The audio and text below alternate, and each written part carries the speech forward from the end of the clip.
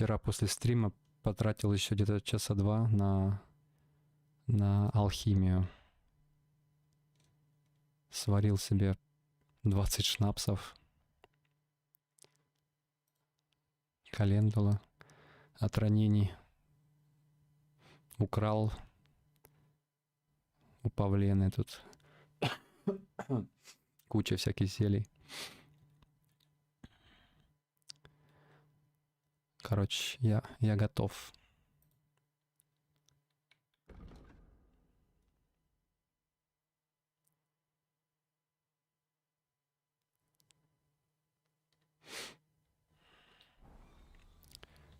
Апгрейд чтения такой же. Ну, чем больше ты читаешь, тем больше прокачиваешь.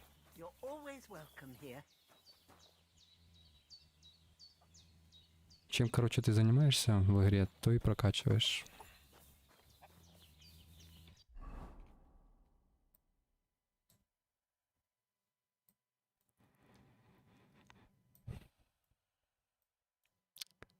Аж сюда мне надо идти. Чтобы барбоса расспросить пастуха.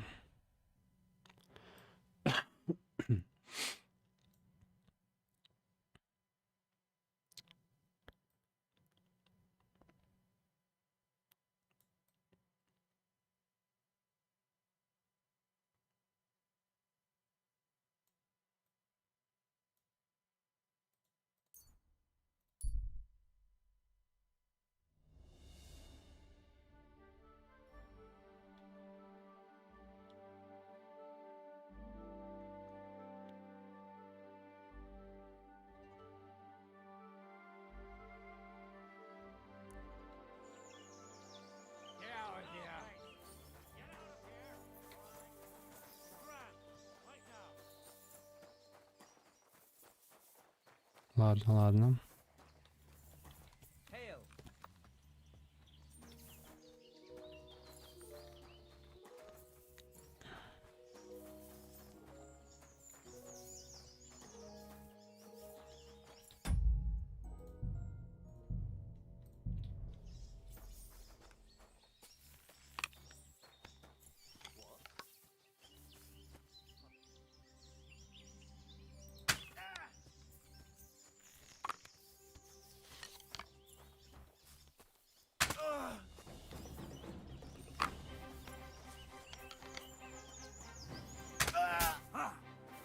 Шо, -1.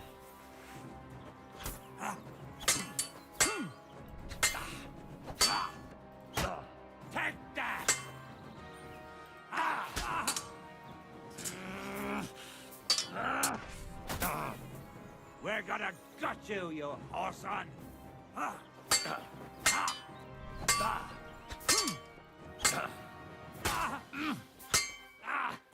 Fucking hell!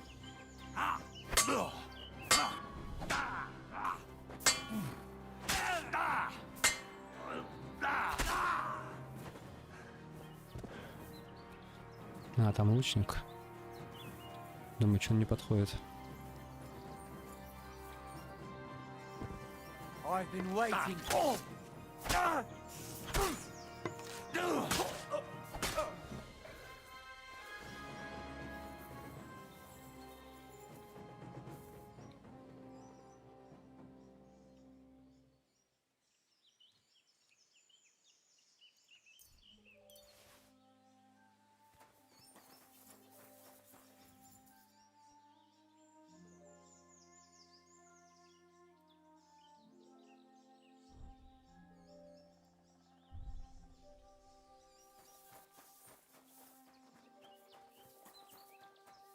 Классная поза.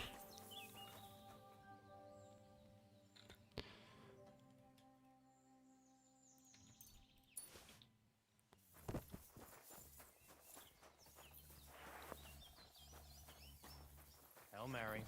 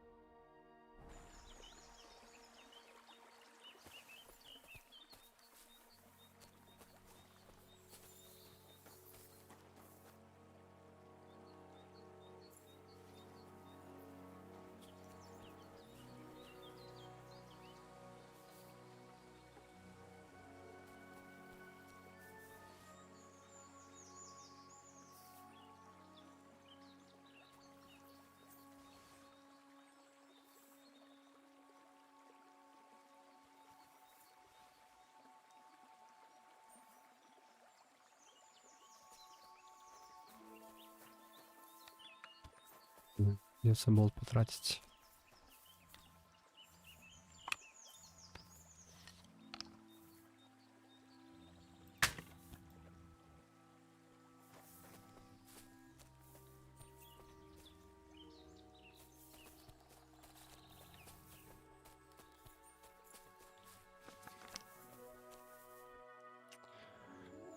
Чёртово яйцо.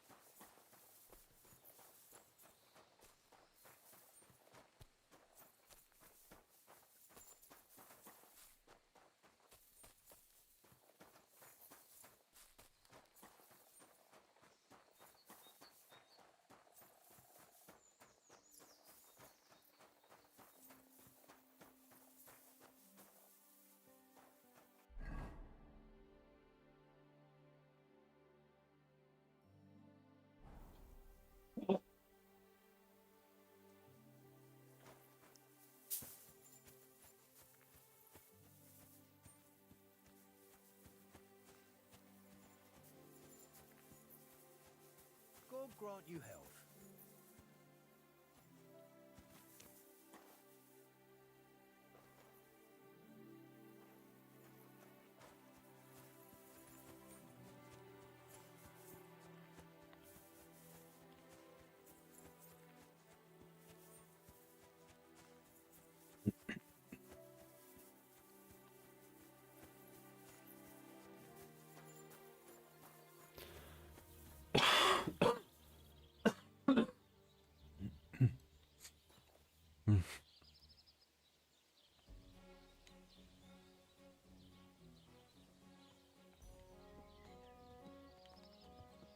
Greetings to you.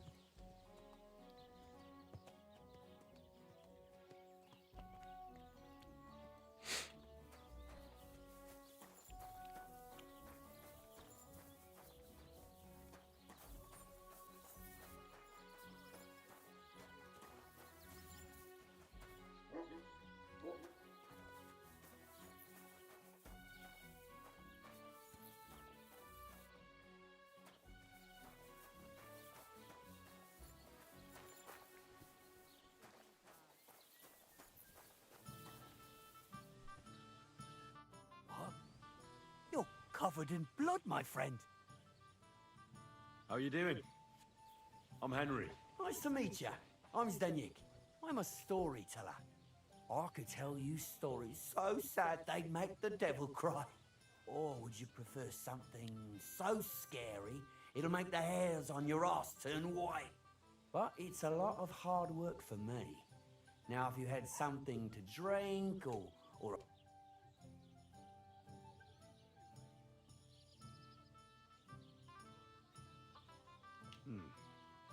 How can I know if it'll be worth it? if you don't believe me, ask anyone.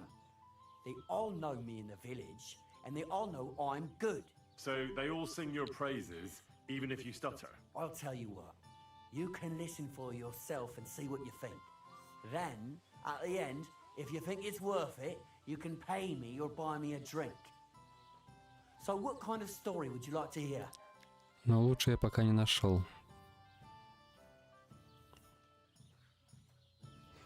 Раньше у меня обычная шапка была. I like stories that can teach me something. Stories with a moral. Haven't you heard enough of those in church? But it's not a problem. I have just the tale for you. And it's not one you'll hear from any priest. So, once upon a time, there lived in these very lands 2 brothers. The older was called Kuba, the younger, Matthias. They were both woodcutters, like their father and his father before him. One day, at the height of summer, they were working in the woods. The air was as hot as a furnace, so Matthias went to a nearby pond to cool himself. But as he was leaning over the cold water, there was a loud splash. His axe had got loose from his belt. In haste, he began to search the muddy bed of the pond, and his hands soon touched something hard and heavy. He pulled it out and could not believe his eyes. He pulled out an axe. Yes, but not his old one. It was an axe made of pure silver. Good God. I'd grab that without a second thought. Maybe you would, but Matthias would never. He was an honest man, and with a big swing he threw the silver axe back. He searched the pond again, and this time Пустобрех. he pulled out his own axe. Отличное у Nothing него but dull iron and old wood. погоняло.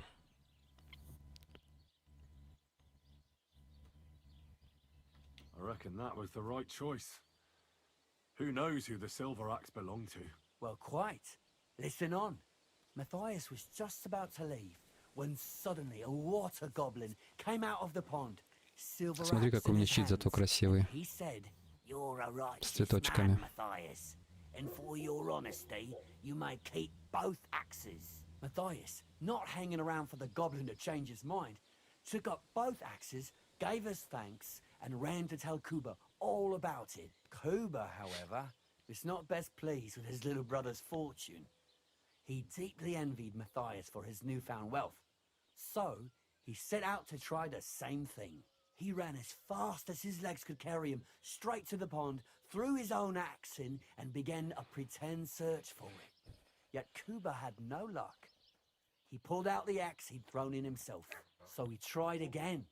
Tricked by sunlight, he grabbed something shiny, only to pull out his old iron axe again. Enraged, he hurled his axe back into the water and yelled, "Fuck this axe!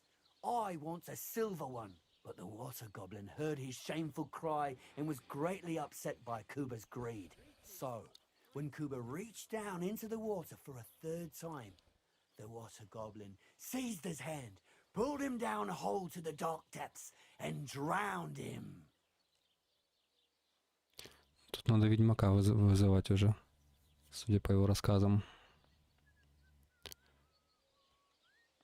Well, all was as it should have been. It was Kuba's fault. I don't think so.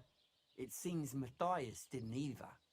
He went to the water goblin and begged for his brother's body so he could take him home and bury him. But the path back from the pond led over a steep hill, and carrying the weight of the waterlogged body exhausted Matthias. He stopped to rest by an old oak tree, and he used a silver axe to cut off a branch that would serve, but it wasn't enough. Somehow, it was still getting harder to continue up the hill. Then Matthias realized it wasn't his brother's body that was weighing him down. It was the silver axe. The axe was the cause of all this trouble. So he started bashing the silver axe against the big stone with all his might, trying to destroy it. Yet no matter what, he couldn't even make a dent. With the last of his strength, Matthias climbed to the top of the hill. He knew he could go no further, so he found there he buried both his brother and the silver axe that had brought such pain upon him. His final act was to stick the oak branch in the ground by the grave. But lo and behold, the branch grew green leaves and became a tree. The locals have had no dealings with the water goblin since then, but some have had the bad luck. And when you walk by the pier where it all happened, you can still hear his chuckling.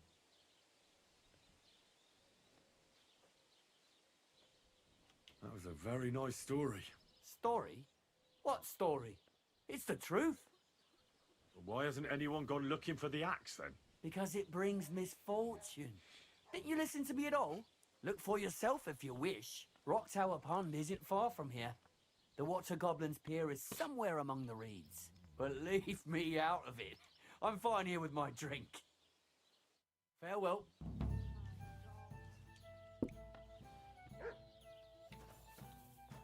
Good day. Well, good day. Innkeeper, a beer! You're having problems with the Jelliavites? Not just me, my friend. They're the biggest bastards around. They've been nothing but trouble for years. The winter before last, they piled snow in front of everyone's doors at night, so no one could get out of their house. And last year, they broke into my cellar and pissed in my beer barrel. Gracious. I hope you got your aim back on them. Not yet, no. But since you're here, I've got a plan you could help me out. I'd pay you well. You can count on that. What exactly would you like me to do? Don't worry. I won't make you do any shoveling or pissing anything. But I'll tell you exactly what I have in mind, only after you promise to help me. I'd hate to reveal my plan, only for you to go off and tell the Jelliavites right away. All right. I'll help you. Listen up then. Old Albram, the owner of the biggest plot of land in Jelioff, has this beautiful bull. White as snow he is, the finest animal far and wide. Obviously, he's very proud of it. Very protective too. Now you, will give his beautiful snow-white bull a nice new coat of paint. Albram is going to lose his mind. Simple, right? Painting a bull, eh? That sounds like fun. Right. We just have to work out a few details. First, we have to get some paint. I don't reckon we'll be able to get any here in the village, but you can try and ask Bartoszek, the tailor in Trotskovitz. I hear he dyes his own fabric. And after that, we'll have to make sure the bull stays still while you're painting it. Try asking Radovan, the local blacksmith. I hear he can make some kind of sleeping potion. If you pour it in the bull's water trough, I'm sure it'll do the trick. But watch out. That beast is enormous. You'd better put at least 3 doses of the potion in there. All right then. Albram's bull will be getting a new coat of paint. Albram's going to lose his mind. I can't wait.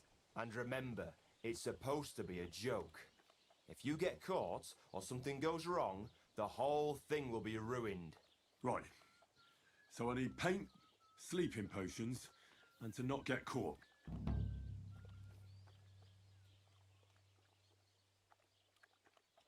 Why do you and the Jelliov lot hate each other so much, anyway? It's their fault. They keep playing tricks on us. Albram's the worst of them all. The nasty old codger. He's always coming up with ways to mess with us. He's the one that stole our pasture. What pasture did they steal from you? The one that stretches from the orchard behind the Takov down to the gamekeeper's lodge. It's been ours since time immemorial, but the Jelliavites took it from us. But how did they take it from you? You can't exactly stuff a pasture in your purse and... Save the jokes, will you? There's a tree down by the gamekeeper's lodge that marks the edge of our... My father, God rest his soul, was there when they agreed on it. He got a proper ass kicking so he'd remember it. But then fucking Albram came along, claiming it was the other way around. And that pasture belonged to... Well, can't you all just reach some kind of agreement? Do you think we haven't tried? But there's no talking to the Jalevites. Year after year we meet in that pasture. I tell it like it was, but Albram always starts spewing his lies. Then we end up arguing until the sun sets. And when the Jalevites are at wit's end, they come at us. And nothing ever gets solved. We managed to convince them to at least give us back half the pasture. But I know the whole bloody thing belongs to us. We can't just leave things like this. Have you tried asking Lord von Burgov for help? Of course, but he'd have none of it. He said it's up to the Trotskovitz bailiff to sort it out. But the bailiff couldn't care less. He said we should deal with Albram ourselves, or he'll have us caned and clapped in the pillory.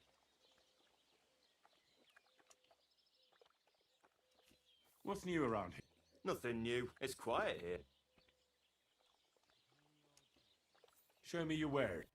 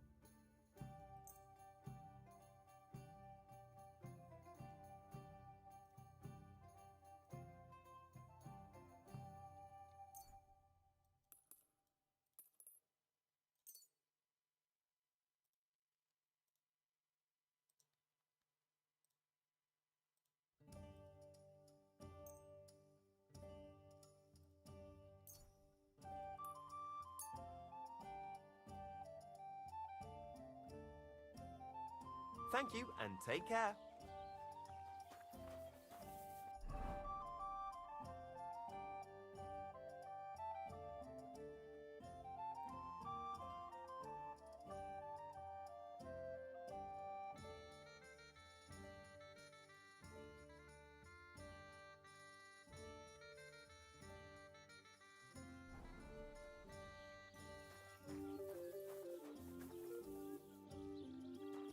One beer.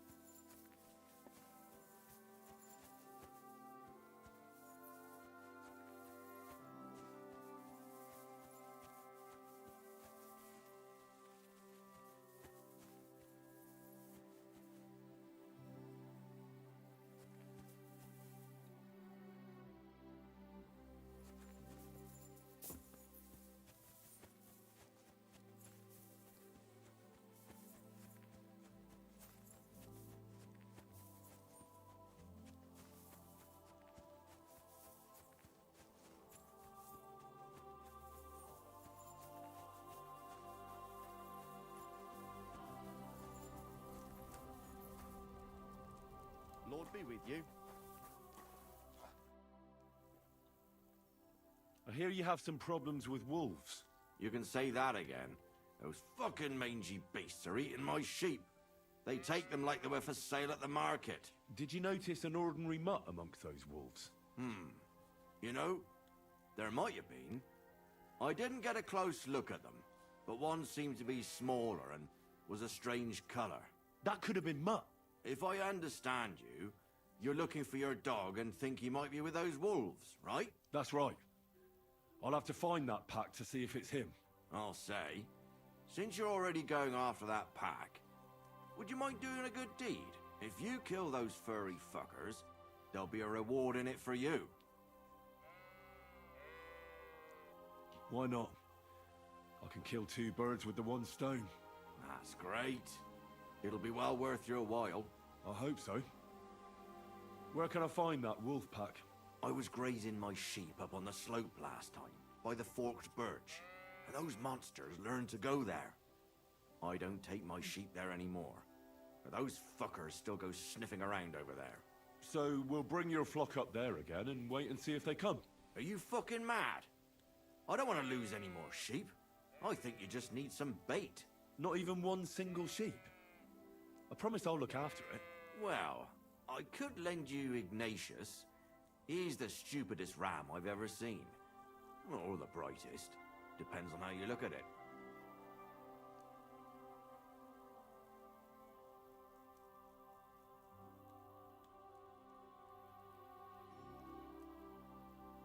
All right.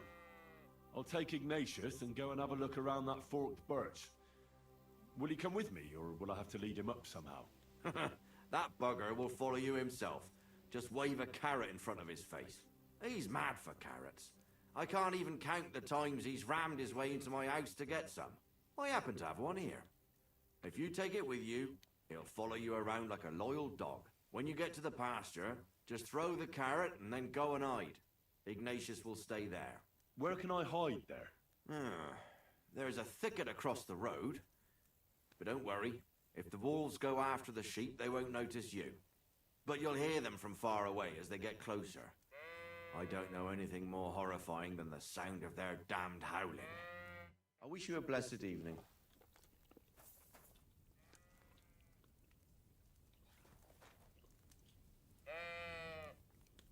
How are you, Ignatius? Sorry. I thought now that we're partners, you'd be a bit more talkative.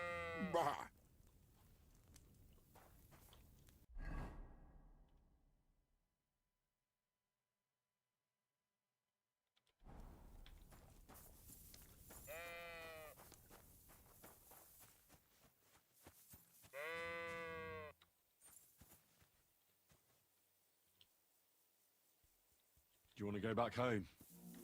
You must be afraid. Mike, you aren't afraid of anything.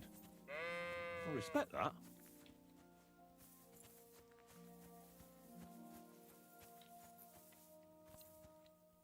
Прям вспоминается квест из Ведьмака.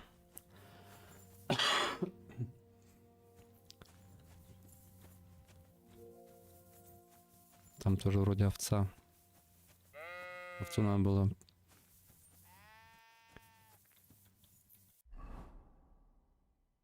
найти.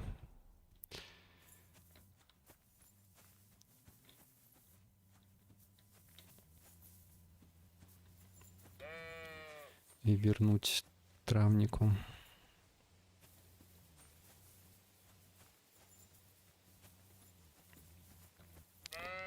Да, да. Why do they call you Ignatius? All right, keep it to yourself.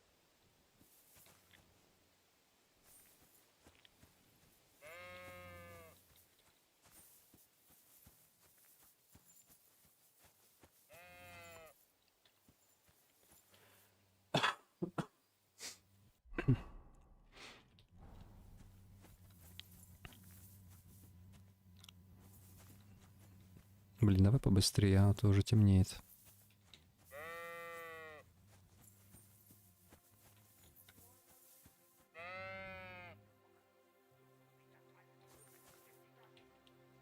Don't you think we've been chatting long enough? I'm glad. Let's go and get this over with.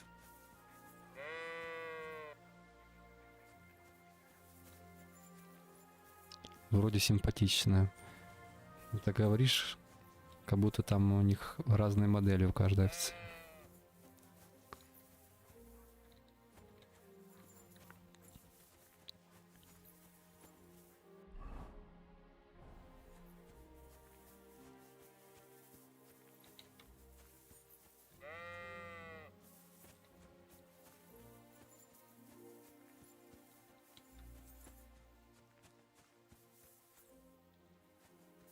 Forked birch. I think I found the spot. Well, Ignatius, I'll put your snack right here. Now, come and eat it up. Once you see a wolf, just out loud, and then run away. All right? I'll be hiding in the bushes, and we'll jump out to save you in time. Heel. Lie down. Right. You won't do anything without a carrot. Heel. Lie down. Right. You won't do anything without a carrot.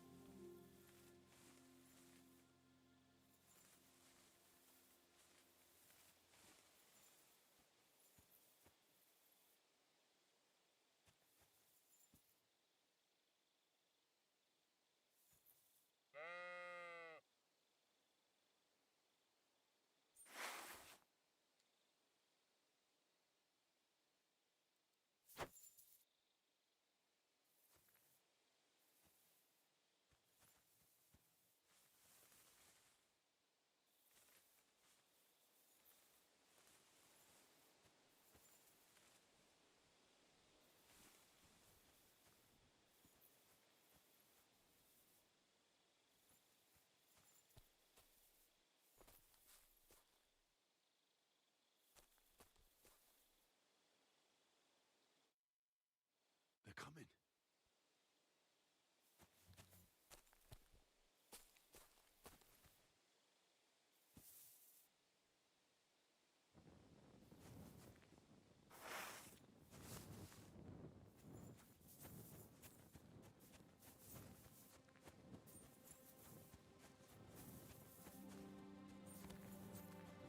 Move.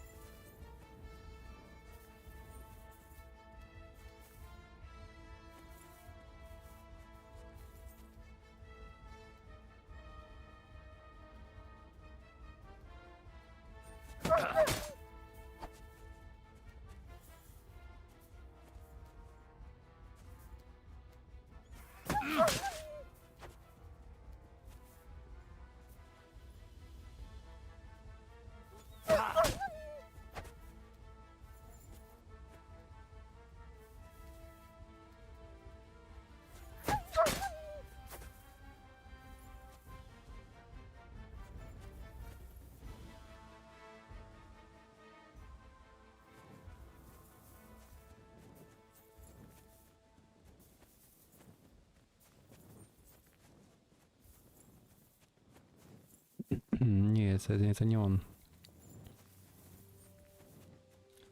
Дикий, да.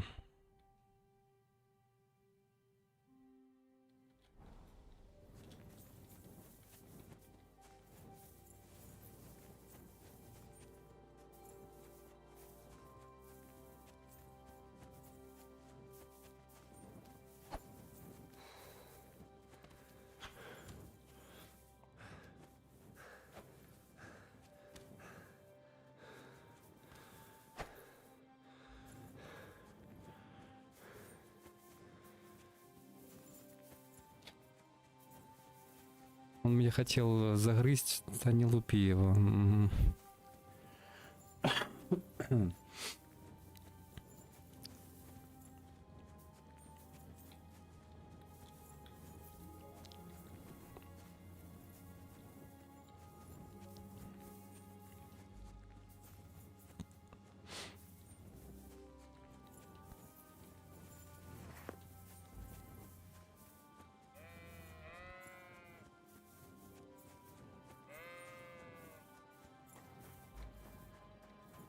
You can't be here.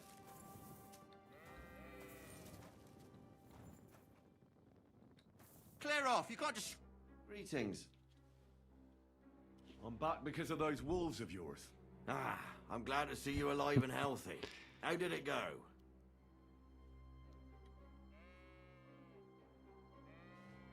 It went well. They won't bother you anymore.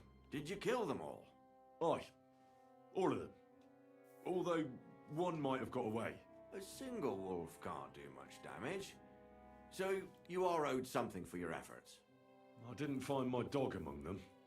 Did you try to ask our gamekeeper? He might be a drunk, but he'd probably notice a stray dog in the woods. He doesn't live far away. Down the hill here along the road. Right on the rock above the pond. I wanted to tell you something about Ignatius. Did something happen to him? How should I put this? The wolves were faster. Poor creature. I thought I'd be glad to get rid of him, but... Actually, I feel sorry for him. Did he suffer much? It was quick. The wolf jumped, and it was all over. At least it was fast. That drunk owes me Good night, something. and God be with you. Now's a good time for it.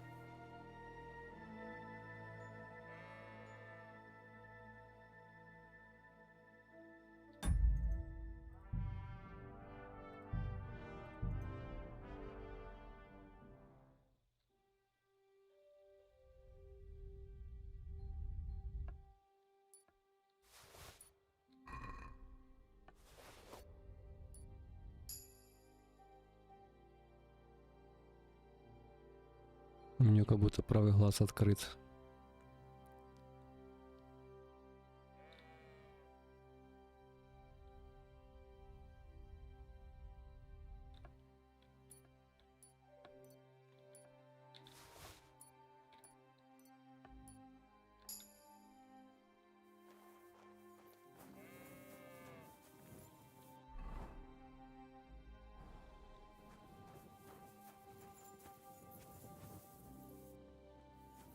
красиво тут тоже ночью.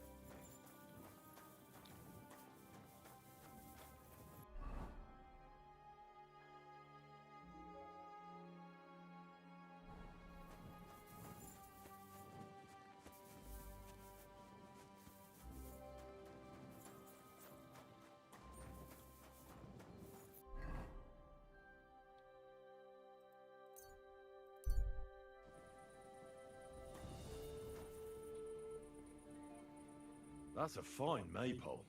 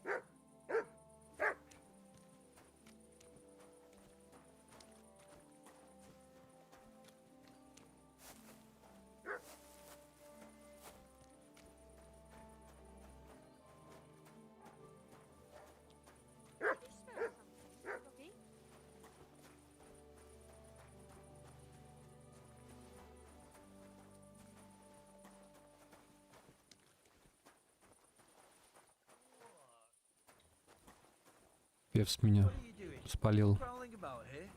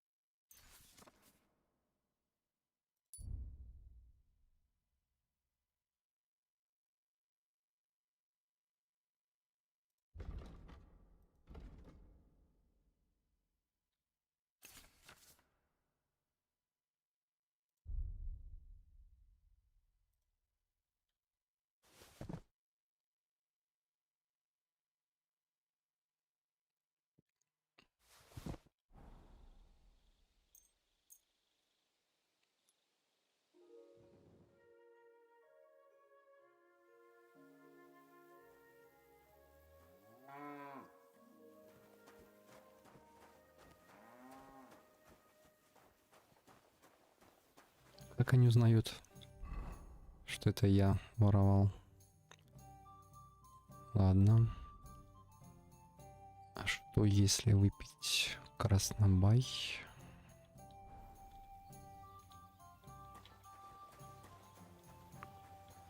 Чтобы красноречие было повыше.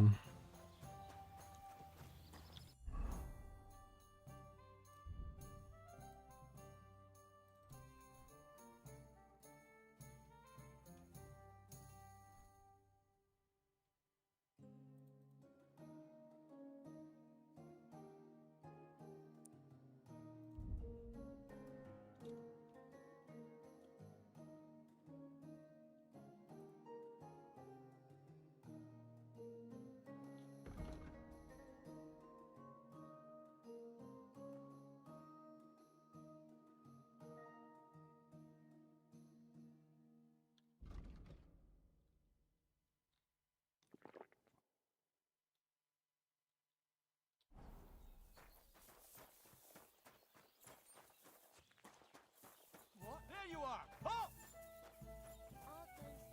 Give up! All right! You caught me. I surrender. You're a wanted. You've been loitering around where you shouldn't have. And I've received reports of things going missing. Don't think we're idiots. You've been accused of theft. You'll pay a fine. And if I don't find those things from you, you'll pay for them too.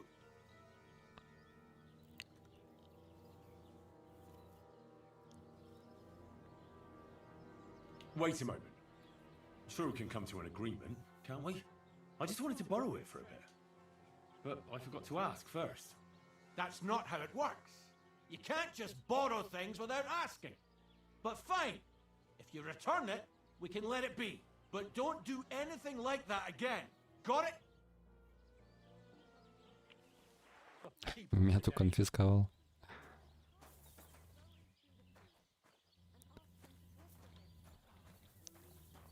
Ну, окей, это уже другое дело.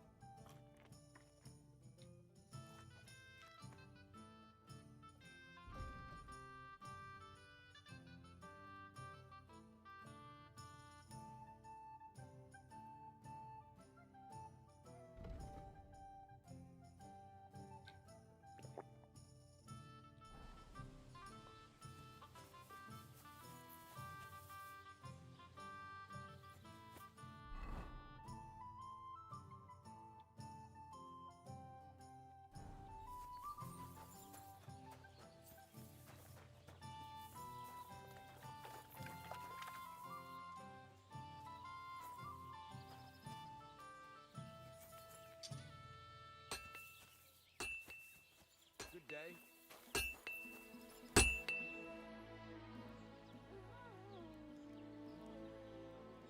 I need something that'll put animals to sleep.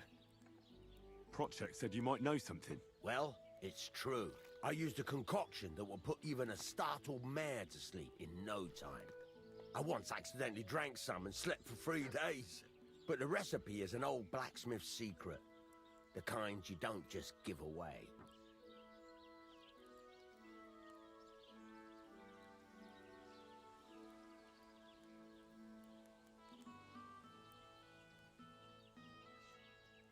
Wouldn't you tell a fellow blacksmith?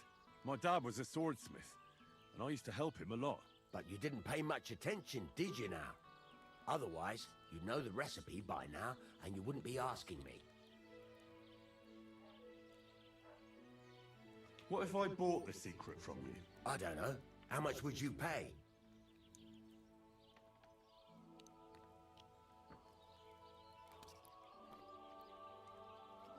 Aye, I could go for that. Listen up then. You take some poppy and thistle and boil them in oil. Then, after it cools off, you add a little herb Paris. That doesn't sound too complicated. Thank you.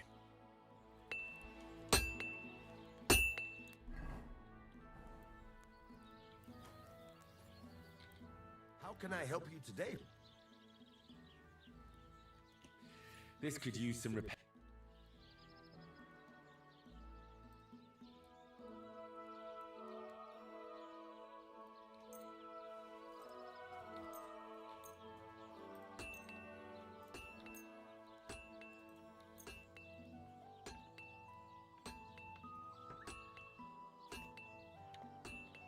Let's talk about the price. All right.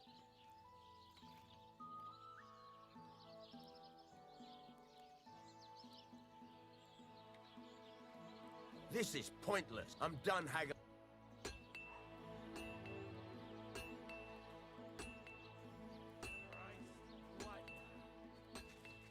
Good day to you. Good day.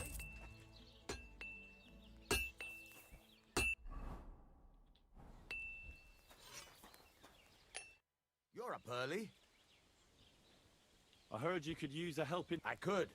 My last two hands, well, they're not worth mentioning. And what with the wedding coming up, the work is piling up. What do they call you? Henry. I'm Radovan. You should know, Henry. The blacksmithing isn't for everyone. Have you done it before? Yeah. I basically grew up in the forge. My father was a swordsmith, and not just any. He even forged swords for the nobility. For the nobility, eh? Well, that kind of experience will come in very handy for me indeed. As it happens, I have to forge a wedding present for young Lord Semine. A fine sword. So you'll take me on? Hold your horses. I'll have to try you out first. You could forge me a hunting sword as a test, so I can see if you can make a straight blade. That shouldn't give you much trouble if your father was a swordsmith, should it?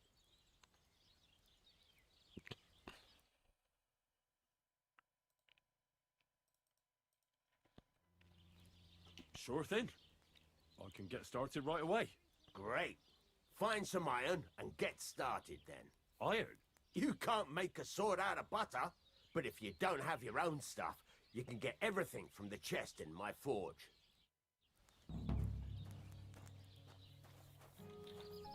Go over to the anvil and let's get started.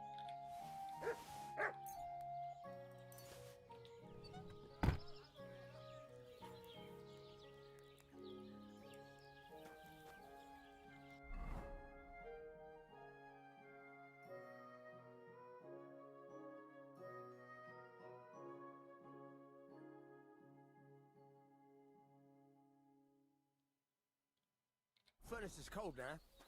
Give it a practice try. Some things, like swords, are too long to fit in the fire. You have to heat it up.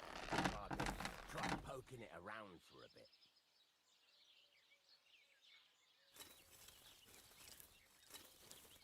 Now get the furnace nice and hot. There's a lever above you. Give it a pull. It works the bellows.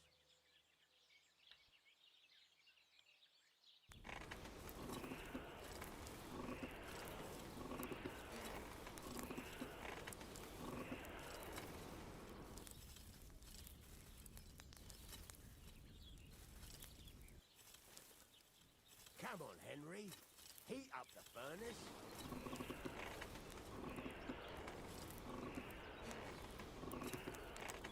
You can tell the temperature by the color, but you won't be able to tell when it's in the fire. You have to take it out from time to time and take a look. Try it out.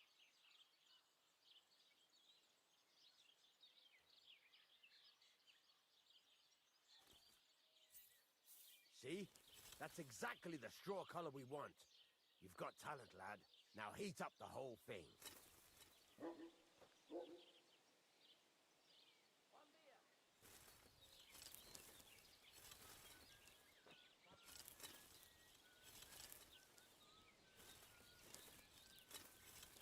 Bloody hell, Henry.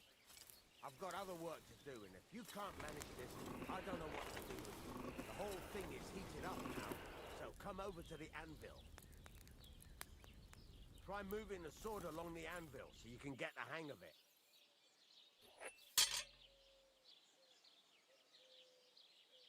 Now take the hammer and try hitting it a few times.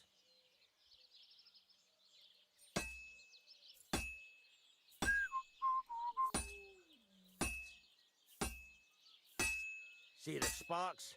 That's the sign of a good strike. The more sparks, the better. Also, you can hammer with different degrees of power. A stronger hit will do more, but it'll tire you out faster. Try giving it a few blows, as hard as you can, so I can see how strong you are.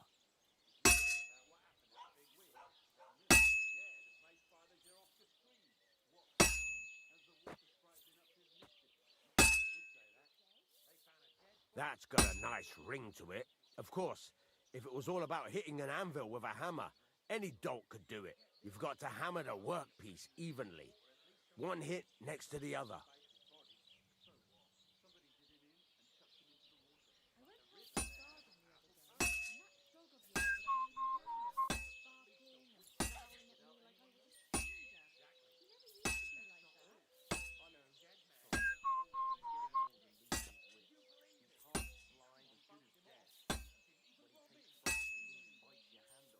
Very nice.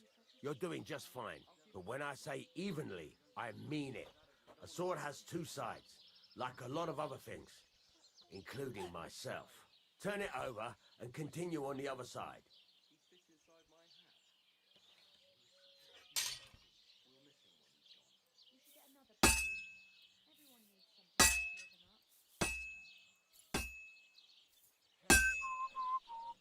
Nice.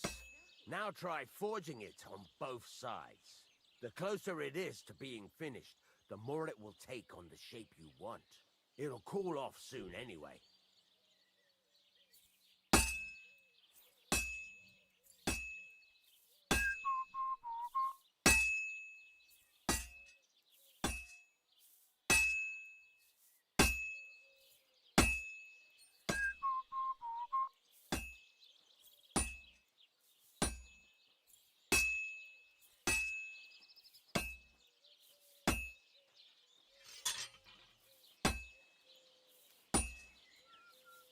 It's cooled now. You can't do it all in one go. You've got to put it back in the furnace from time to time. Sometimes you've got to go there and back all day. But it's all part of the craft. Now, get back to the forge and heat it all up again, like before.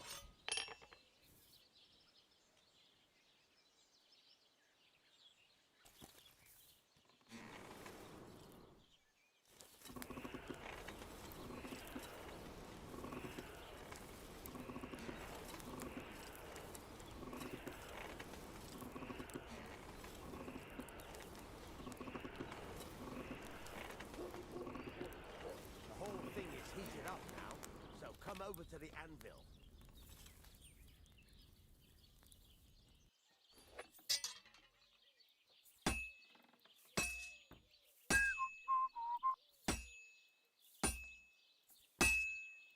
Hear that? Besides the sparks, you can tell a good strike by the sound it makes. The sparks, that's the stuff.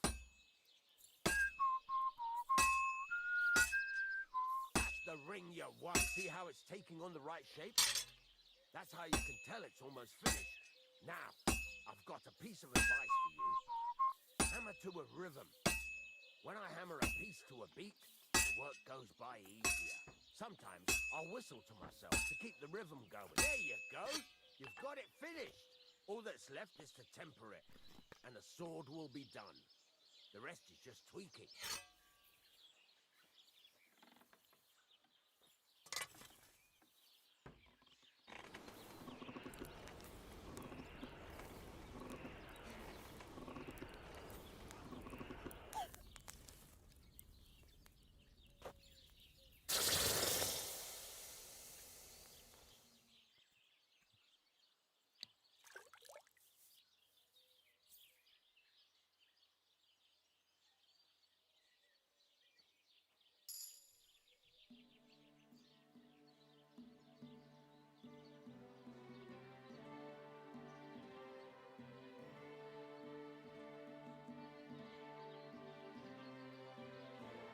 Right, let's have a look. Very nice work. Your father taught you the trade well. He'd certainly be happy to hear that. If you carry on hammering as well as you did today, you've definitely got a job here. Even so, Keep in mind, it's all about making sure every strike does its job. That's why you can't let it get cold, or keep striking the same spot. If you work evenly, each strike falling right next to the last one, you can't go wrong. Got that? Or is there something else you want to ask about? What good does it do me to whistle while I work? It makes you work to a rhythm. You won't get tired so quickly, and the iron feels it. How do I know a good strike from a bad one? By the sparks that fly up, and by the ring. It rings out with a different sound when you do it right. What's the right way to heat up the workpiece? Do it till it turns the color of straw. Ideally, the color should be the same everywhere, if your forging's going to be even. The main thing is, don't work it cold. You just ruin it. But don't overheat it either. As soon as sparks start to fly off it in the furnace, take it out. Why should I forge evenly? If you keep hammering the same spot, you'll never finish it. You'll just fuck it up. But jumping from one end to the other ain't a good idea neither. You'd end up working unevenly. The best thing to do is aim each strike next to the one before. How will I know it's finished?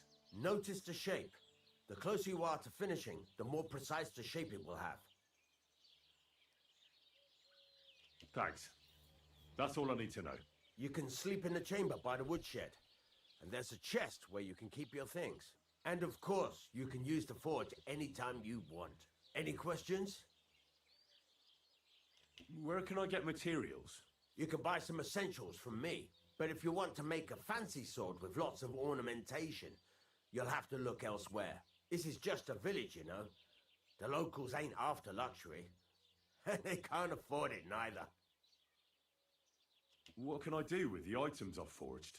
Well, you can sell them, though you probably won't have much luck around here. But I'll happily buy some of the nicer things from you. Where exactly is my bed? At the side of the house, there are 2 doors and a wheelbarrow between them. You go in by the rear door, next to the woodshed, and you can put your things in the chest there. Don't worry, nobody will steal them. What now? What do you think? You're not going to be idle. I'll find you some work to do right away. You're pretty good at swords, but what the locals really need is axes and horseshoes. Right, here are some simple drawings that show what they're both supposed to look like. And some iron. You can get down to it right away. Just like that? You aren't going to help me? Sacre, lad. I chose you because you already know a thing or two. I'm not going to look over your shoulder all bloody day. You take care of these smaller jobs. Forge away as long as you're able, and then sell it all. Once you've made some coin and feel like being out in the open again, I'll give you some more interesting work.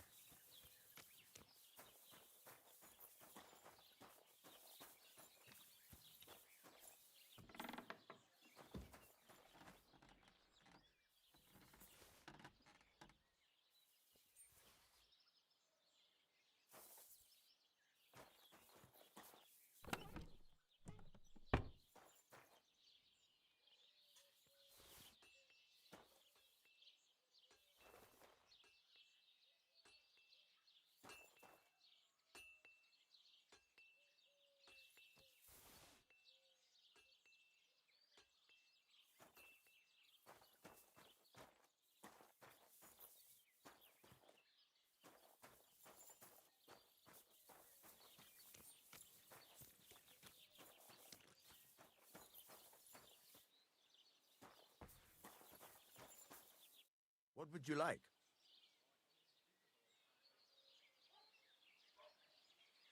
like to learn something. What are you interested?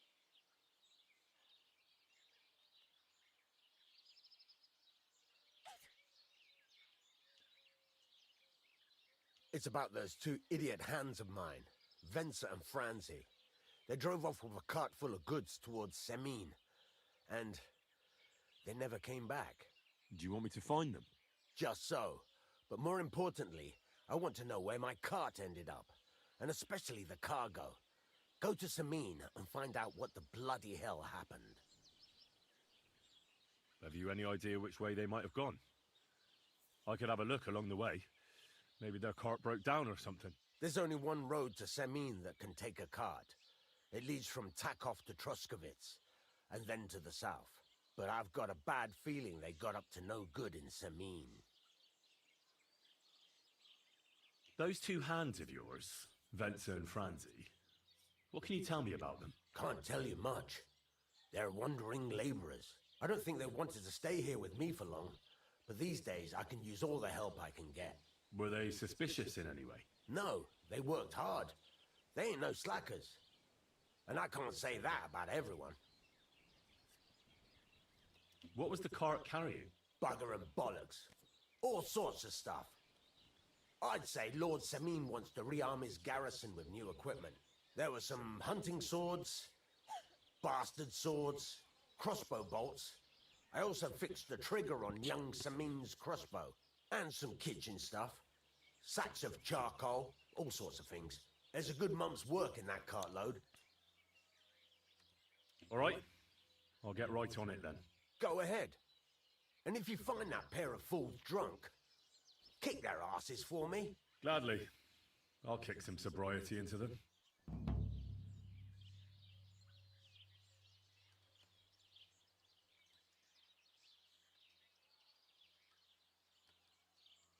There's a couple more things I'd like to ask. Ask away. Thanks.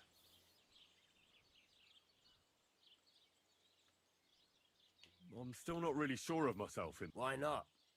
Better. Why don't you forge me another hunting sword? Have you got what you need? Yeah. Let's see what you can do. Are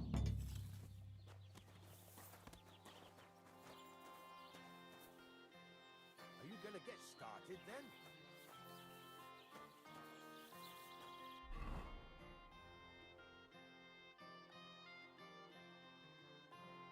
Furnace is cold now. Give it a practice try. Some things, like swords, are too long to fit in the fire. You have to heat it up. Try poking it around for a bit. Now get the furnace nice and hot. There's a lever above it. Give it a pull. Works better.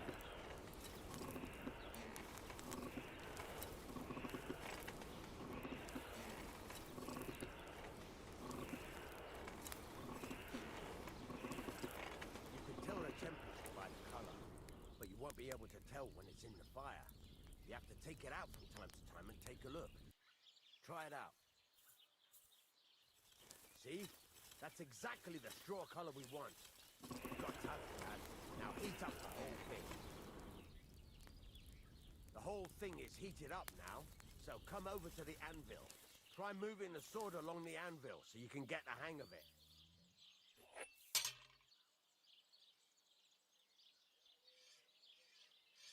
Now take the hammer and try hitting it a few times.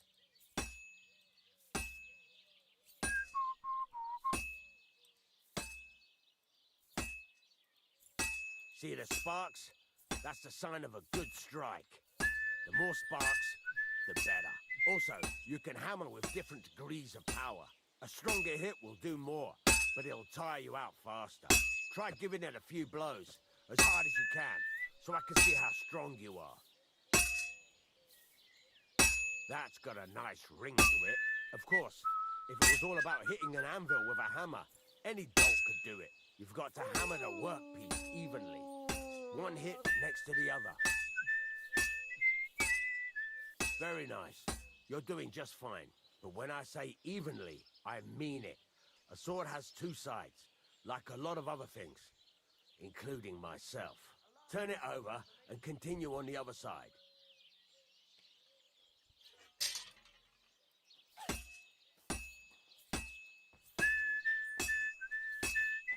Nice. Now try forging it on both sides. The closer it is to being finished, the more it will take on the shape you want. It'll cool off soon anyway.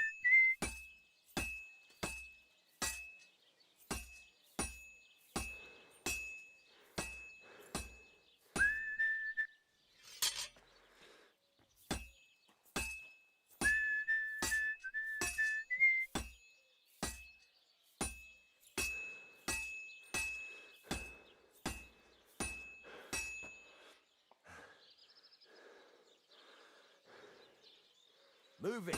You're standing there like a fence post. You call this working?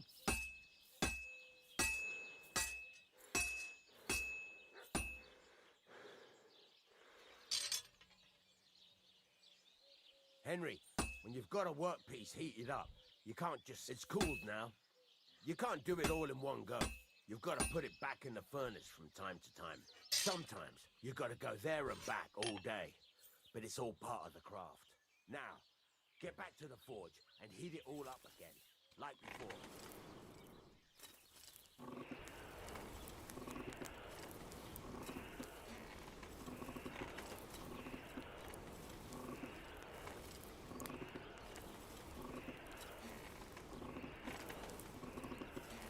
The whole thing is heated up now, so come over to the anvil.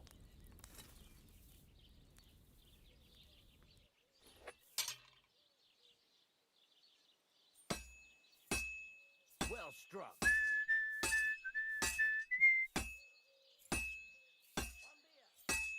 That's the ring, you see how it's taking on the right shape? That's how you can tell it's almost finished.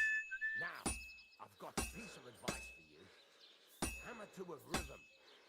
When I hammer a piece to a beat, the work goes by easier. Sometimes I'll whistle to myself to keep the rhythm going. There you go. You've got it finished. All that's left is to temper it, and the sword will be done. The rest is just tweaking.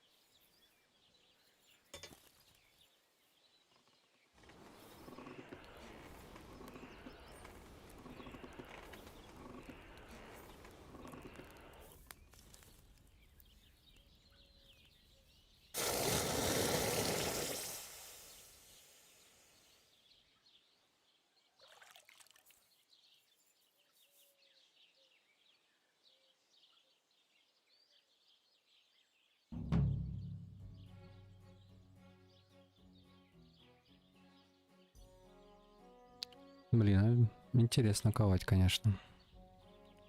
Мне понравилось.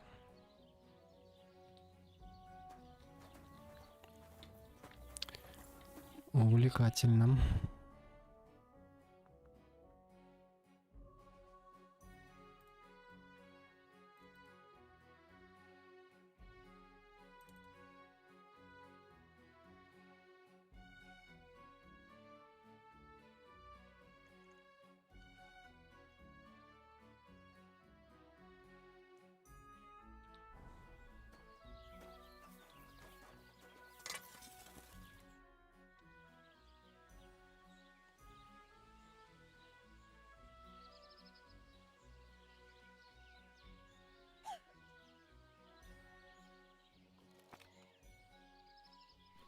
Can I ask you a... What is it you... All right. Time's wasted.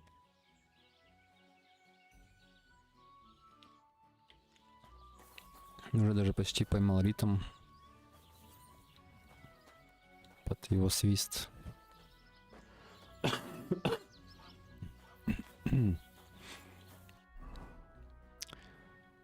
Так, ладно, это все хорошо, надо барбоса дальше искать.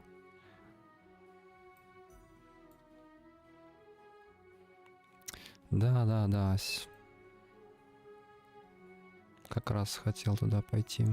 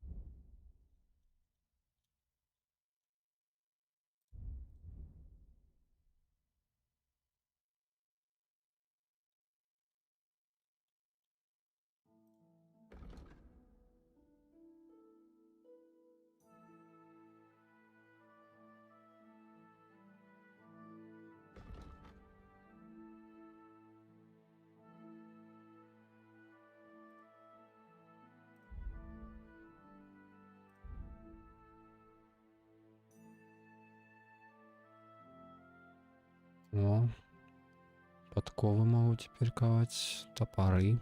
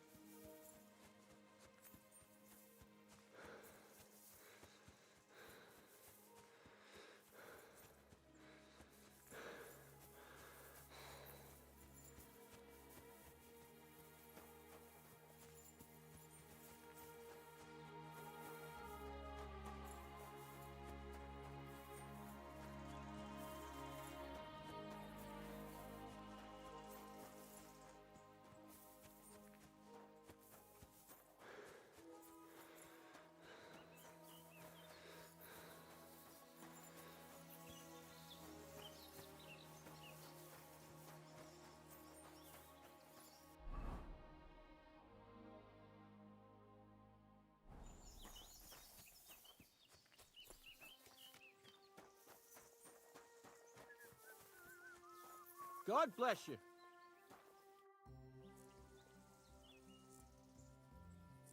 I'm looking for my dog. What's that got to do with me? Everyone's looking for something. You're a huntsman, so I figured you'd have some idea if there's a stray dog roaming around here. It's possible he might have joined a pack of wolves. Now that you mention that wolf pack, I've got it in for them, and I'm not the only one. They've been wreaking havoc around Simine, chasing after game. It's driving old Lord Simine mad. But you're telling me an ordinary mutt joined up with them? I'll have to go and verify it. Thanks. Folks say they're always prowling up in the woods and rocks above the pond in the evenings. If you want to find them, try looking around there before dusk.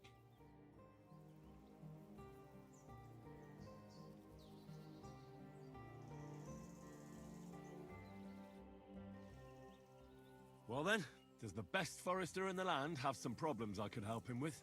Henry, you buffoon! I'm not the best in the land, but I'm in these parts, though. Know why? Because I'm the only one here. Well, apart from Varel, that is. So you don't have any problems? As it happens, there is something. Recently, my supplies have been running out quickly for some reason, and You know how much I like a drink when I'm taking a break on the bench behind my house. Indeed I do. It was me who carried you through the forest the last time you took a break. Aha, these things happen. So, I need to top up my supplies. Run along to Troskovitz for a bottle or two for me. Take this coin here. Ой, это не видела, кстати, да, это вчера я... Он бухой залез на дерево от волков. Потом я волков минуснул, он упал, подвихнул ногу. Я его потом нес, и он мне рассказывал, куда нужно идти. А потом я еще искал его Пепика, лошадь. А лошадь у местных дичекрадов, там, короче, пипец история. По дороге он меня обрыгал. Ну, это было уморительно.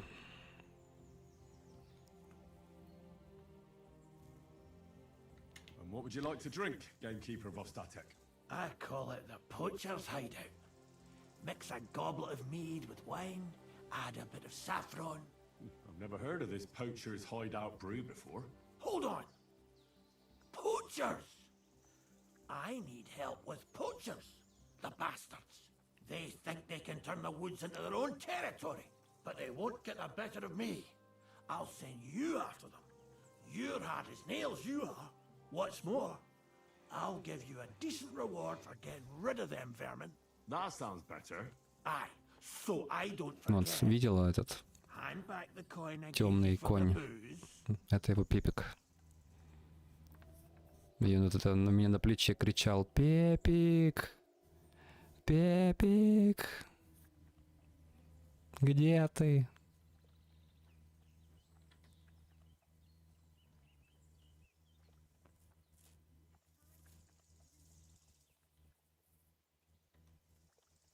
Of course. Sorry. Here you are. Well, are you gonna do it? I'll help you with the poachers. The hunters will become the prey. That's the stuff. They should be trembling already.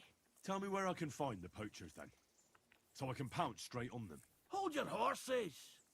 I want them alive, not hacked to pieces. So don't butcher them.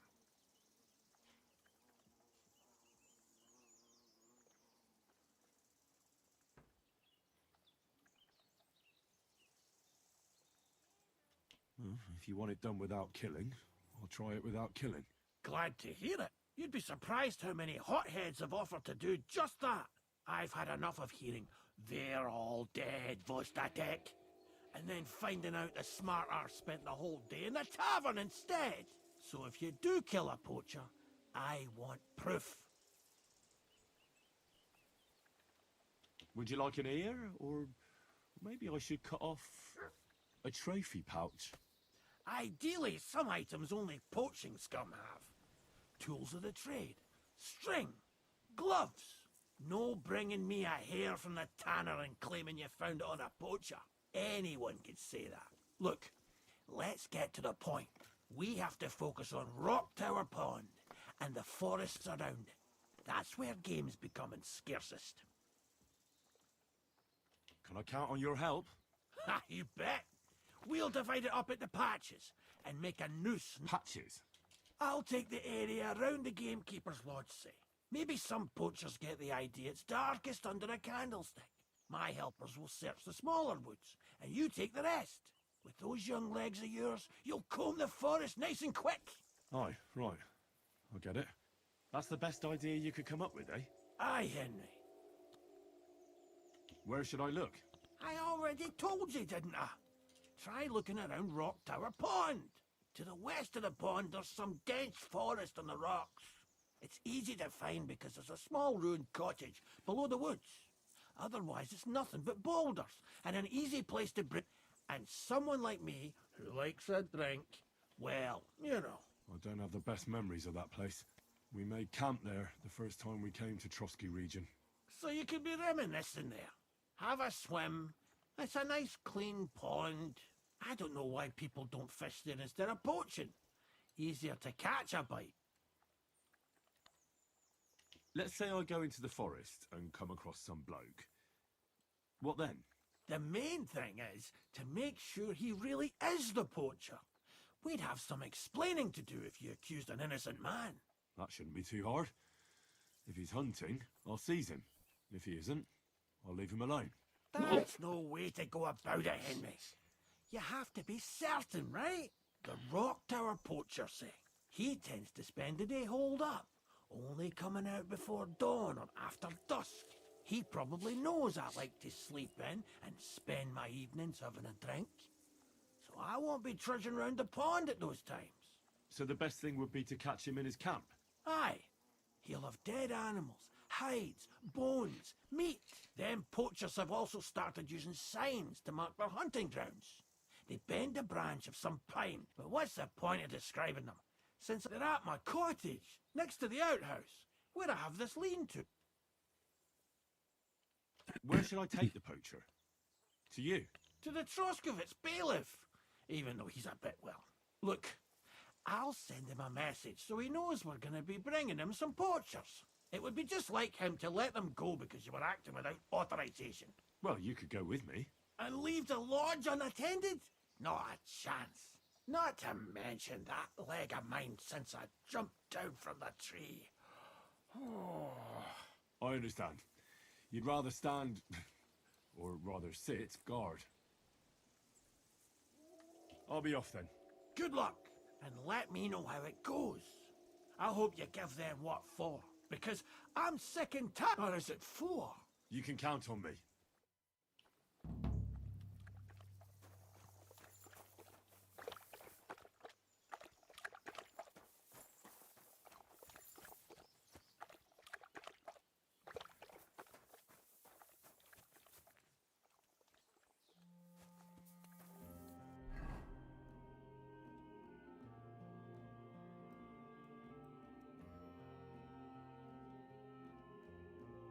Капец.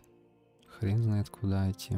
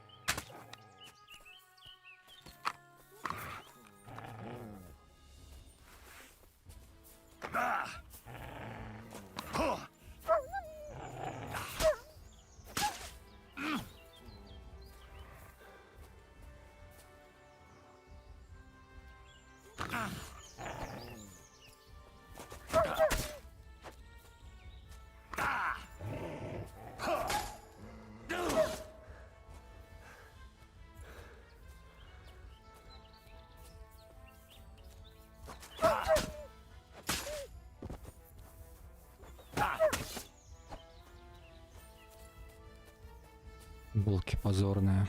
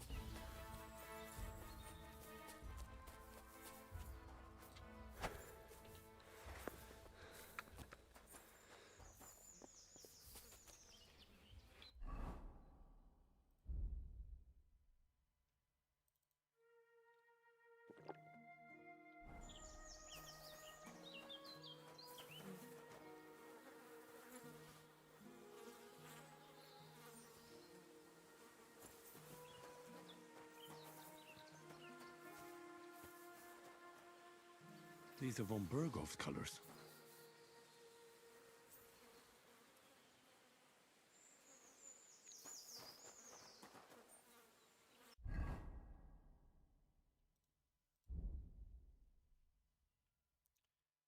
Можно это тазик сменить на бацинет.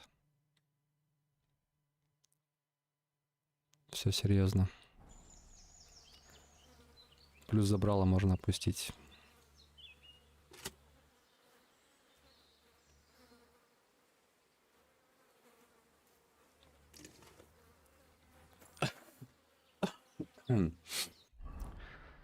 Отлично.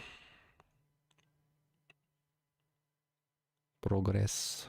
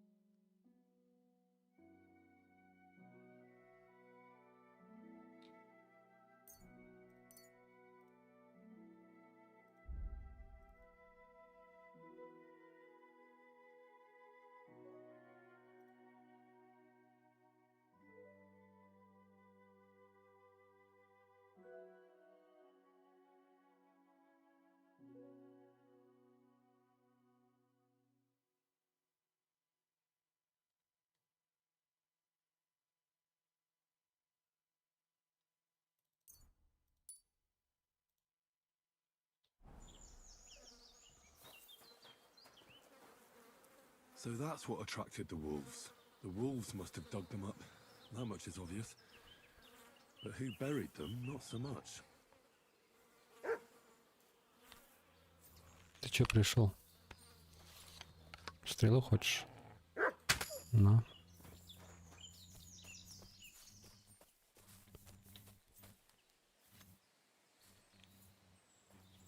Точнее, болт.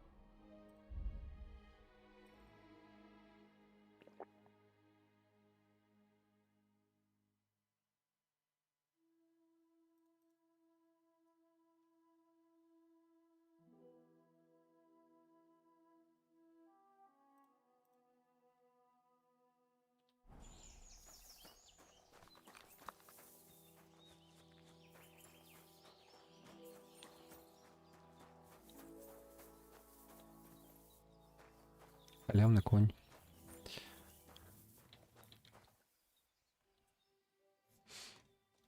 Редко такое, конечно, бывает. Что-то халявное в этой игре.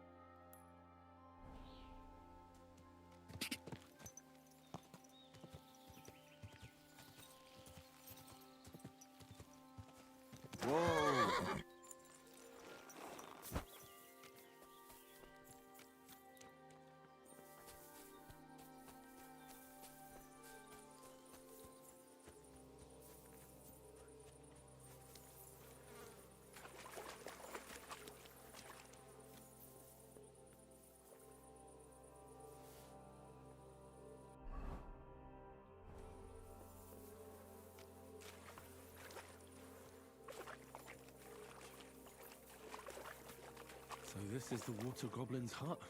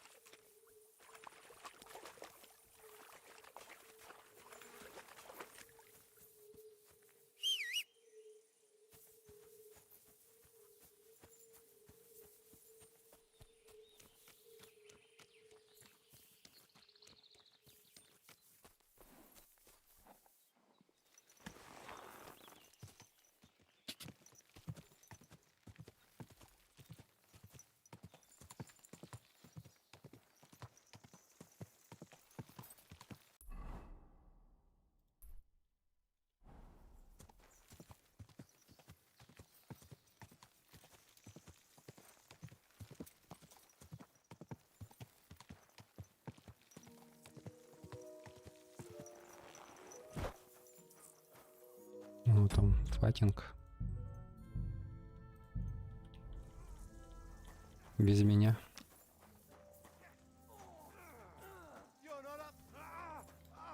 Pray, you bastard! No chance.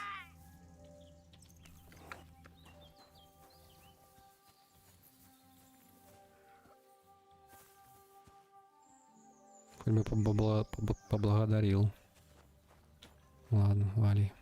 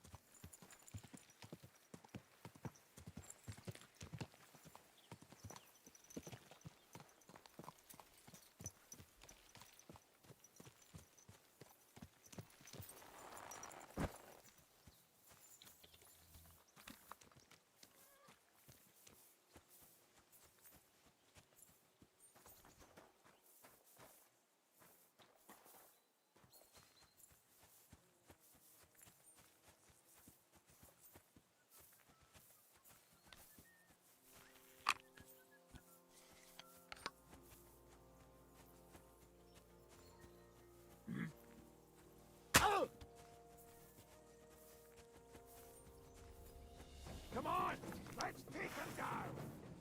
I'm here, fellas. Show what you're made of. Hurry up, you idiot.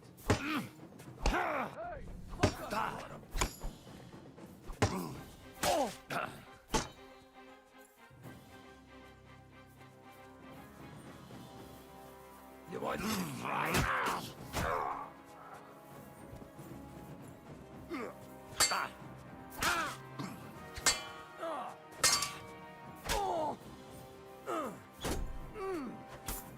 I'll sort you out nicely.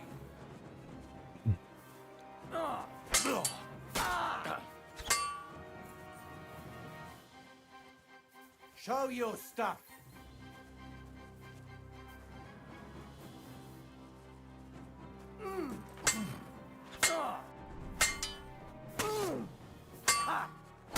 Do it.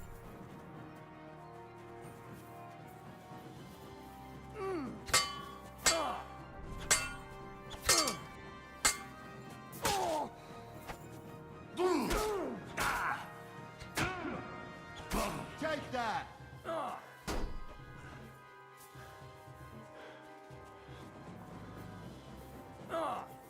Follow me. What do you want?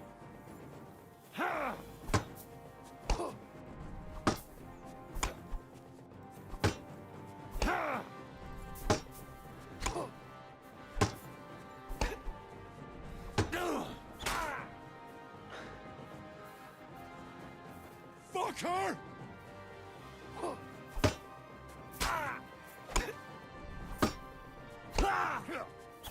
Now you're going to get it. Don't just stand there, come on! Go to hell with you! Go to hell!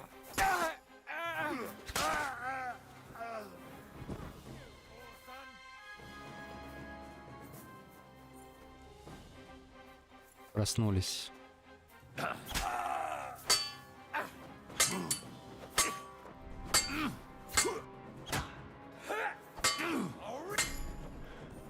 Show your stuff!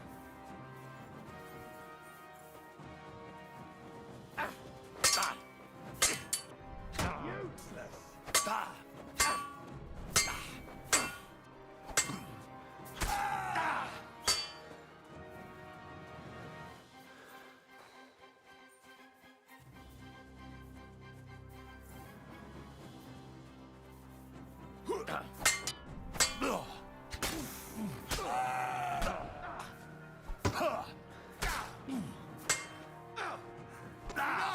I give up!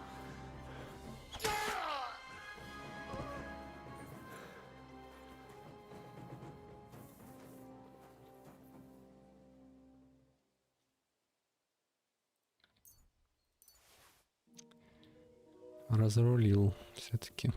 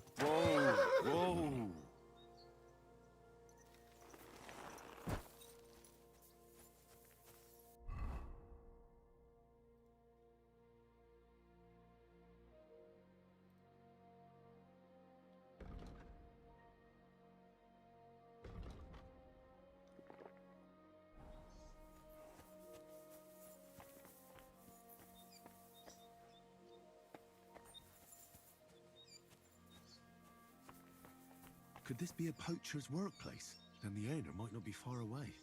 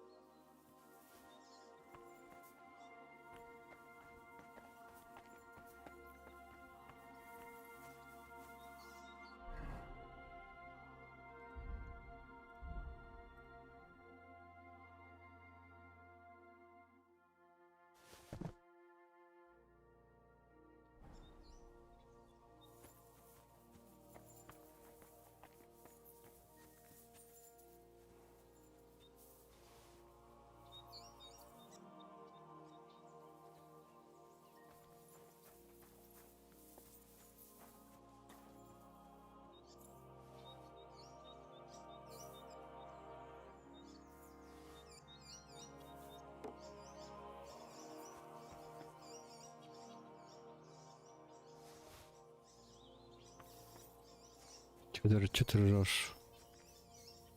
Серьезная игра.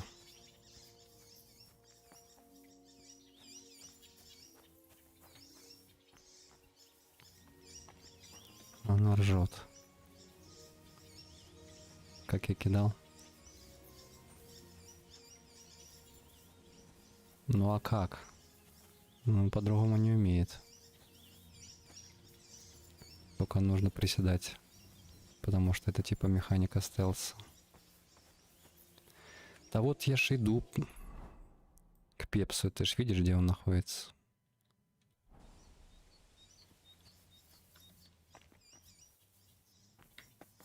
Там второе гнездо где-то.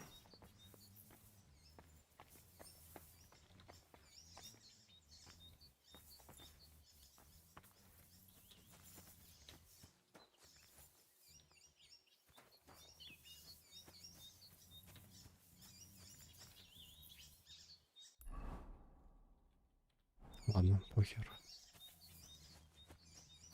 Среди этой листвы там не поймешь.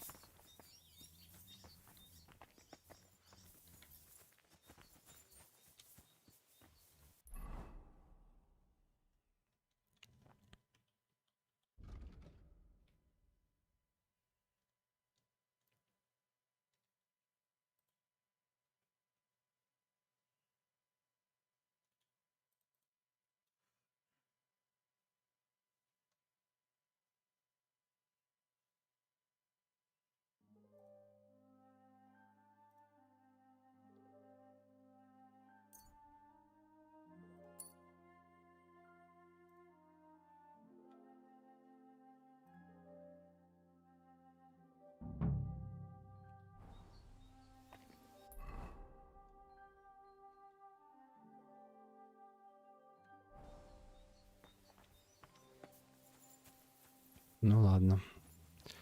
Раз тут рядом, надо разобраться с дичикрадом.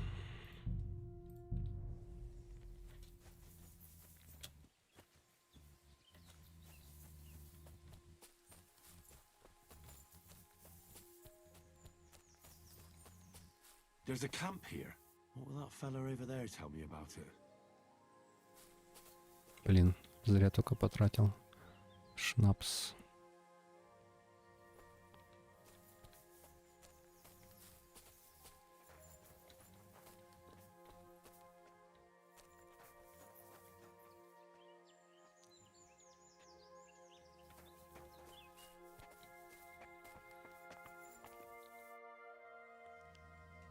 Nice camp.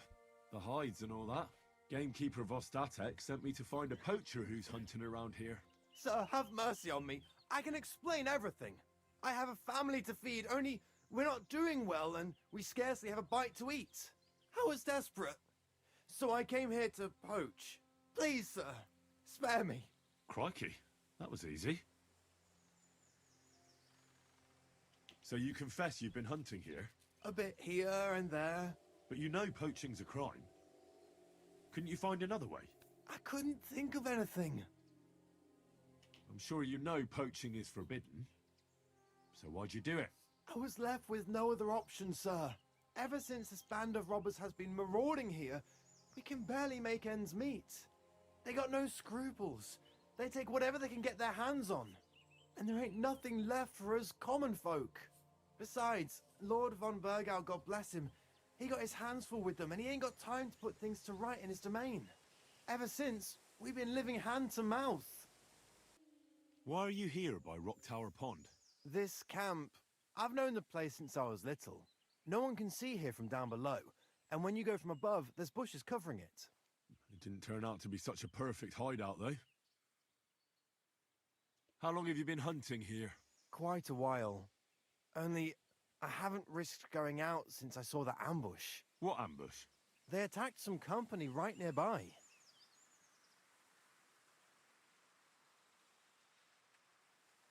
What company was attacked? There was some gents riding through. They wasn't local. They camped down below. I could see them well. I suppose they was resting up before moving on. And then this band of robbers what's been marauding hereabouts descended on them. It was a massacre. Them gents was completely taken by surprise.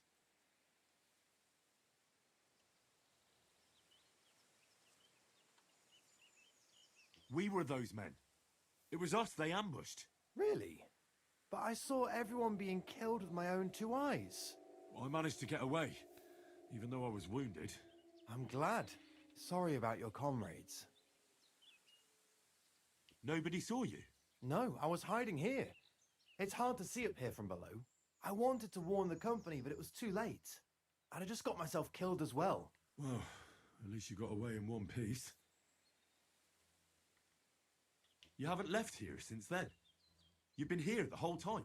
Sir, when I saw what happened down below... You didn't try to go home? I was on my way home. Only then I heard armed men, so I came back fast and hid. I'm not going to risk my skin. Fair enough. That's all I need to know. It's my job to catch a poacher, and you've confessed to poaching. So, what to do with you now? Sir, have mercy on me, please.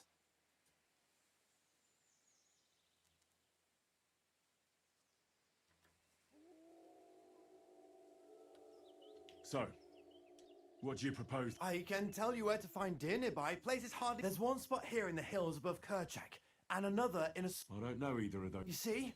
That's a good reason to be merciful. Look, I'm acting on the gamekeeper's instructions, and he's going to want to know how... What if you told him you didn't find nothing?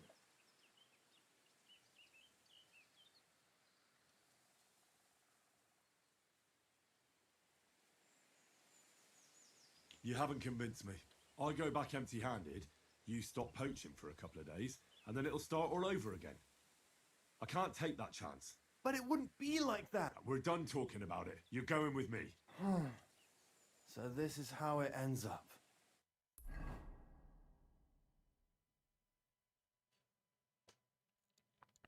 Капец.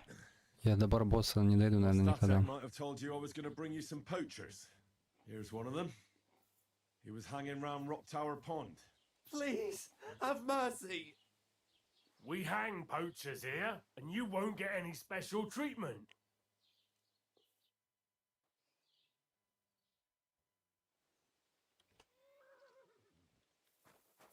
I have to make a record in the Chronicle.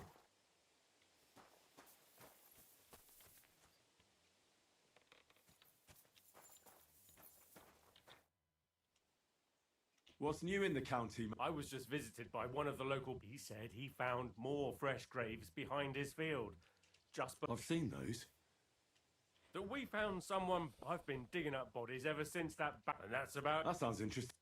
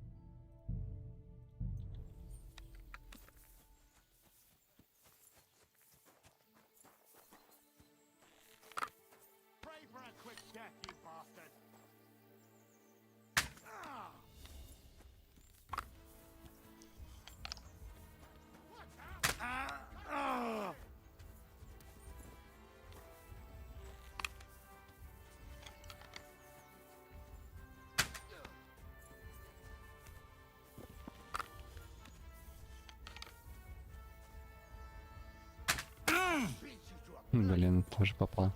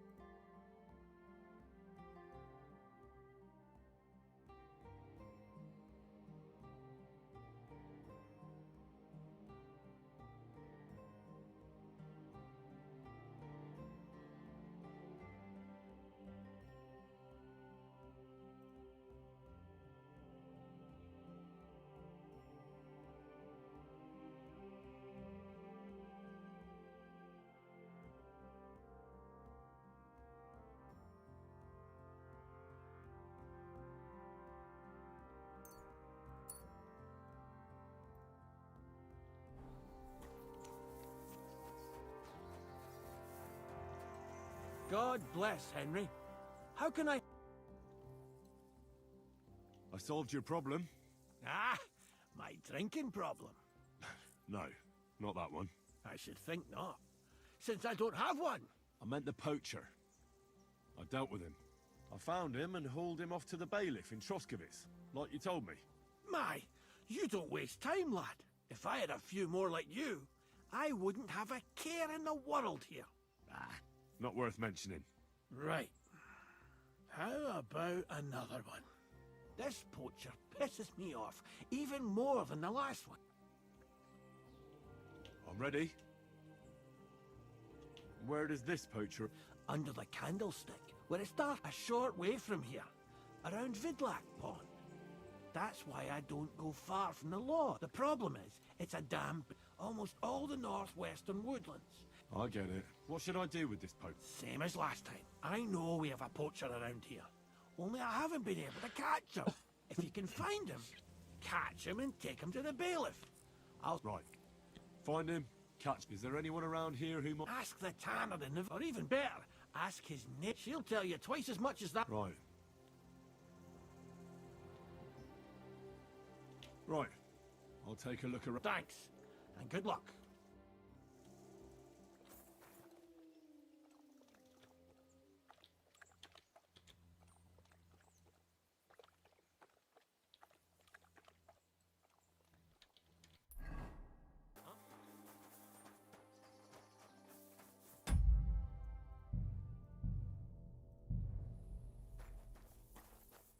You swine!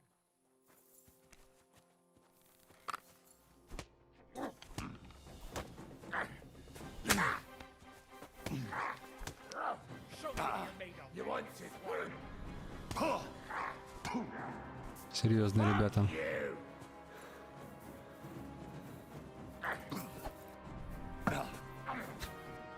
I'll rip you! You won't get me! Come on! Mercy! Spare me! Mary in heaven!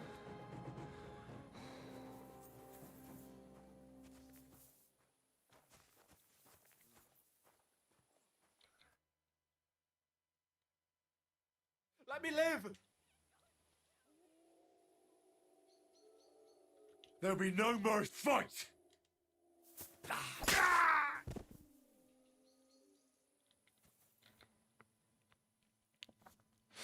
Вот это атака, конечно.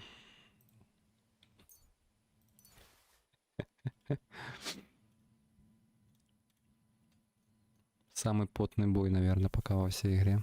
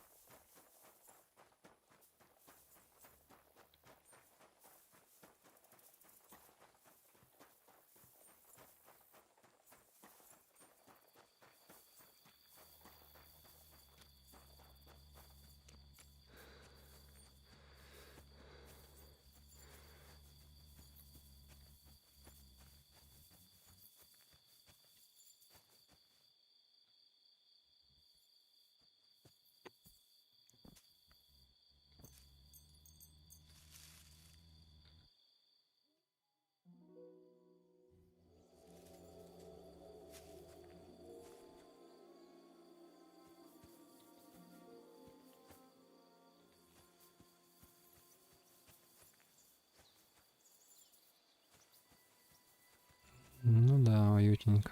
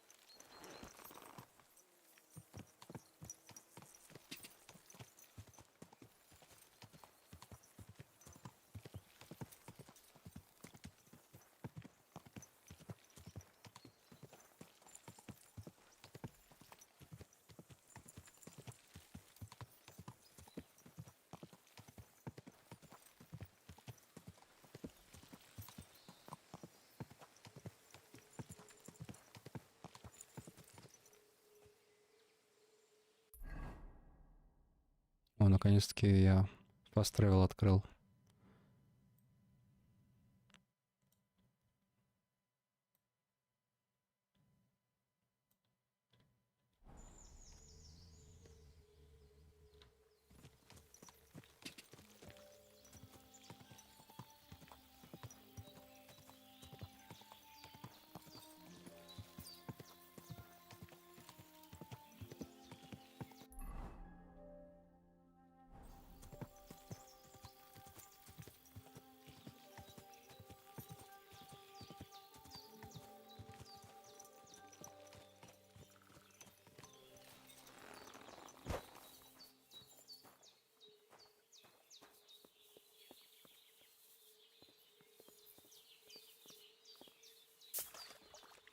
Poor fella. Looks like he drowned.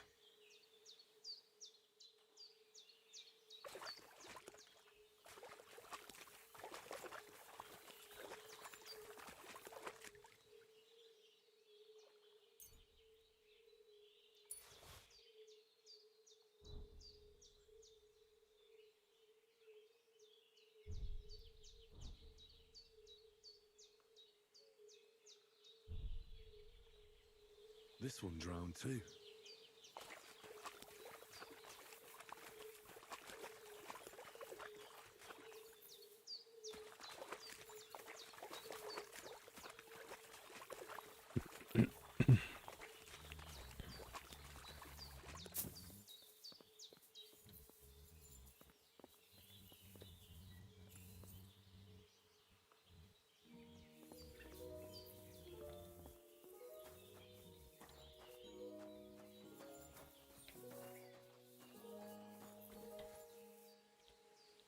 Да, напился, накупался. И спит. Еще и поет, наверное, под водой. Я водяной, я водяной.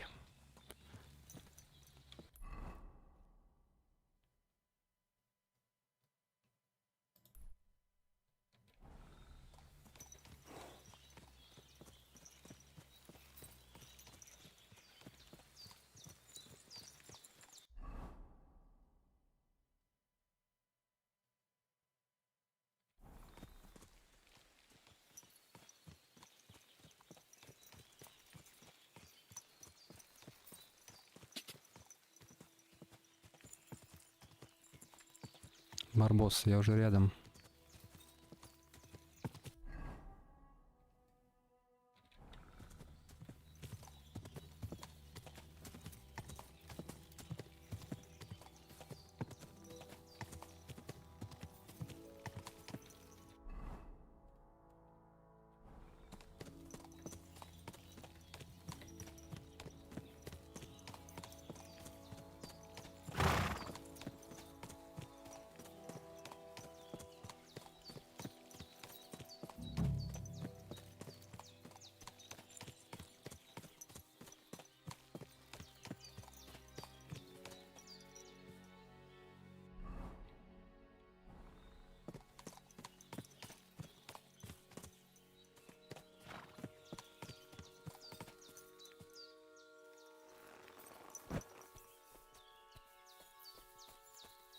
Ravaged deer.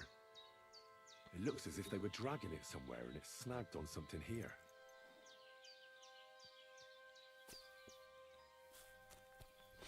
У меня Барбос все понимает, Ась. Так что не надо.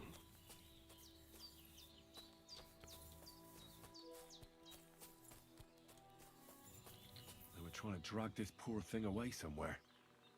They can't be far from here.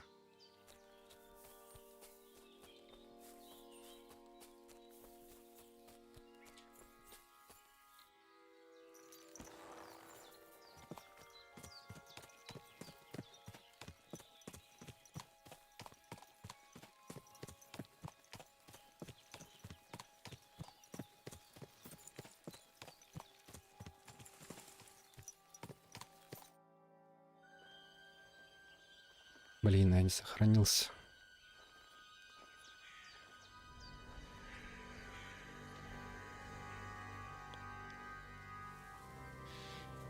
Надеюсь, игра сохранит.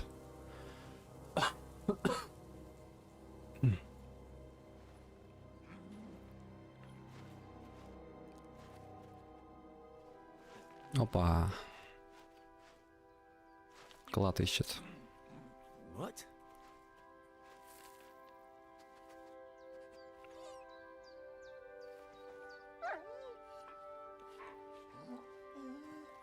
Mutt, come here.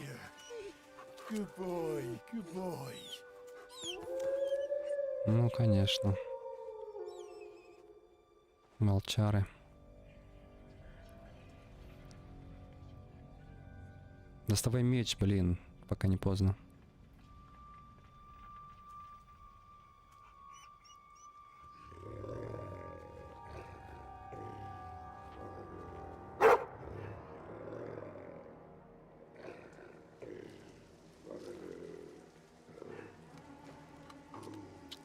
Окружают.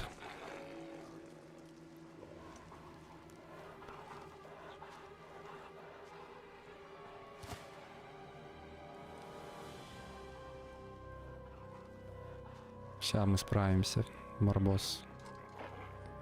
Не в таких передрягах были.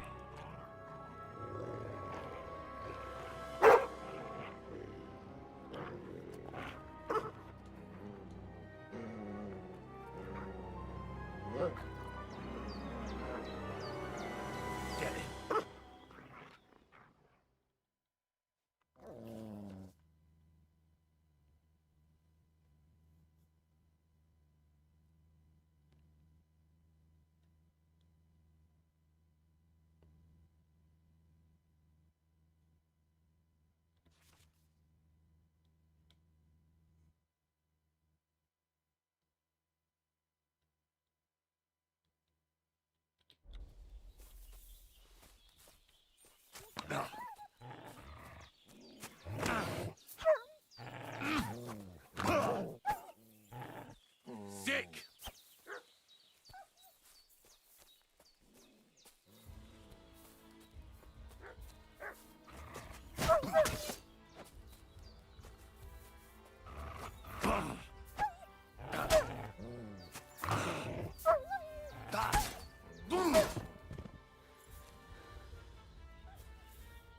Следующий.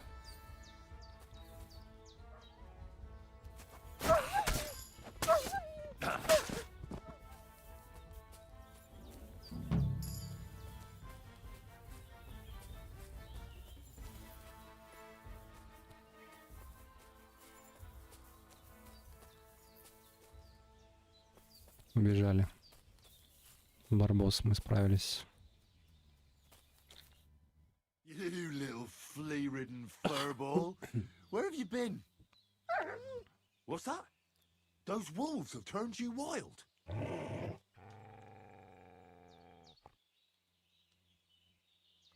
Ah, I'm glad nothing happened to you. I was worried about you. Seriously, there wasn't a moment I didn't think about you. Oh, come here, you cute little monster. So, tell me, did you like it over there? Did you meet a pretty she-wolf over there? Oh, I'm just playing around. But did you miss me at least? What? You didn't? Did you forget about me? Ah! So you're just kidding me, eh? Do you want to go back there? Or are you going to stay with me? I'm glad to hear that. So, we'll get down to work then, eh? There are a lot of things we must do. I think that's enough. It's great to see each other again. I agree. Said like a true knight. Here, Mutt.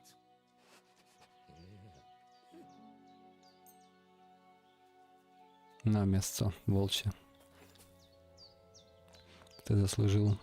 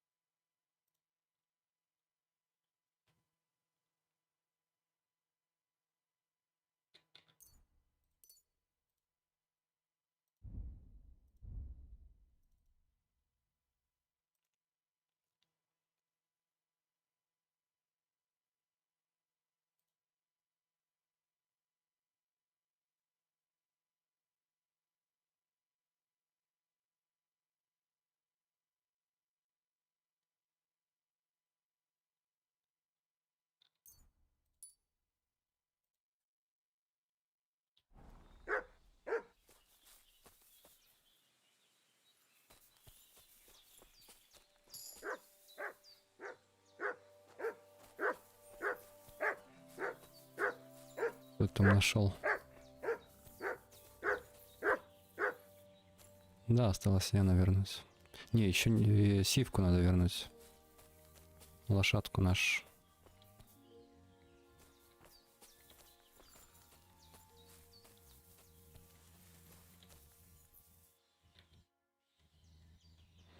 Я не знаю, где она. Look what I have for you.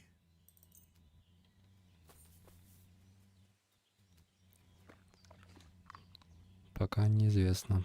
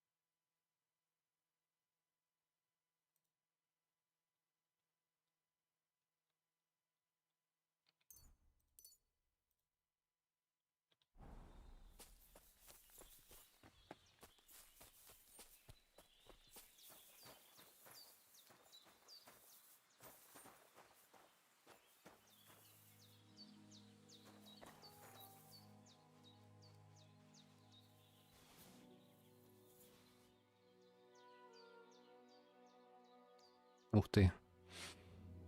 Нехило.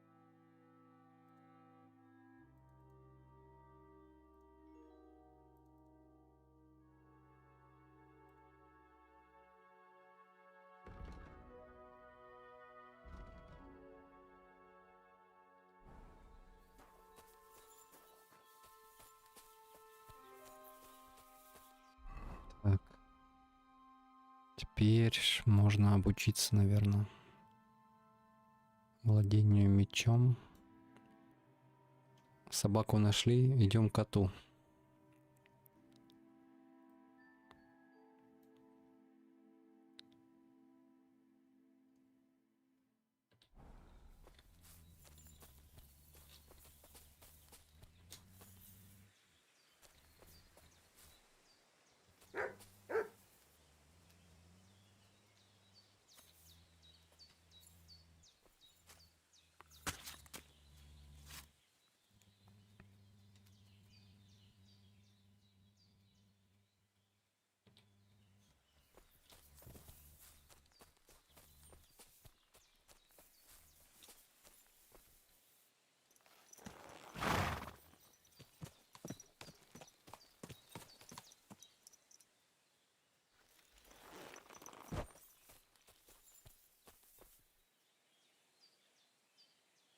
Heel!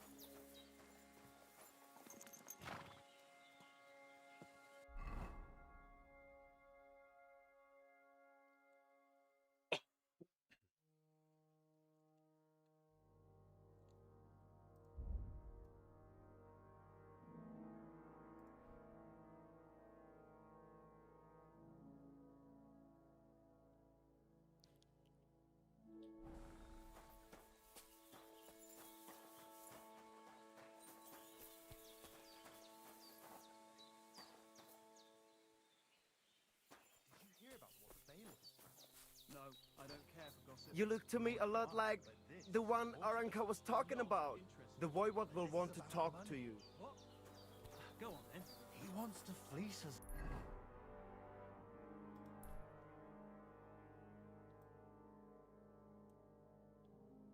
Again. Damn it, that's just what we need. Exactly. We'll have to talk to the others this evening and decide what to do. Can't go on like this.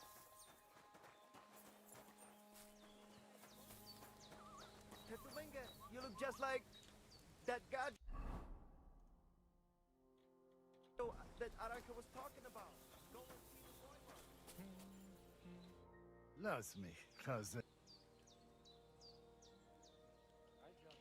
I heard there's a cumin camp somewhere in the area. Yay, what do you want from them? I just need to talk to them. Better to talk to the boy. I'll have a look at the wares.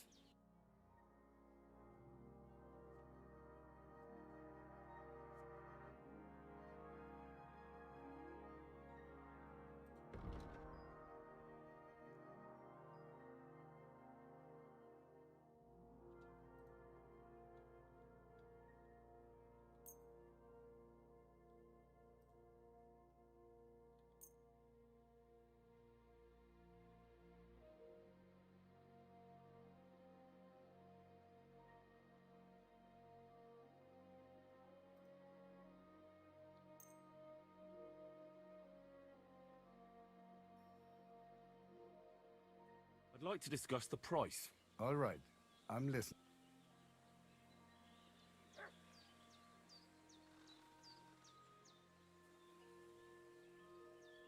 Is this enough? We're nearly there. Just low.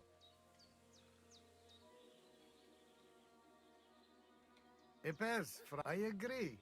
Eppes, Kinder und Geld ist a schöne Welt.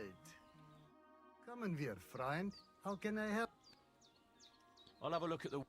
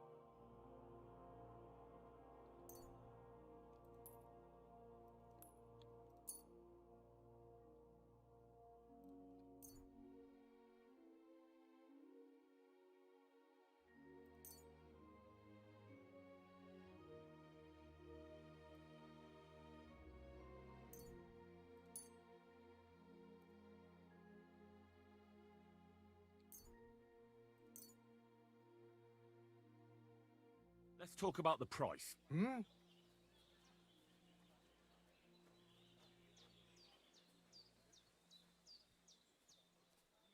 How's this? You really won't convince. Eppes, I agree. Borech Hashem. Davar, maza umatan, top. What do you need, my friend? I'll have a look at the ware.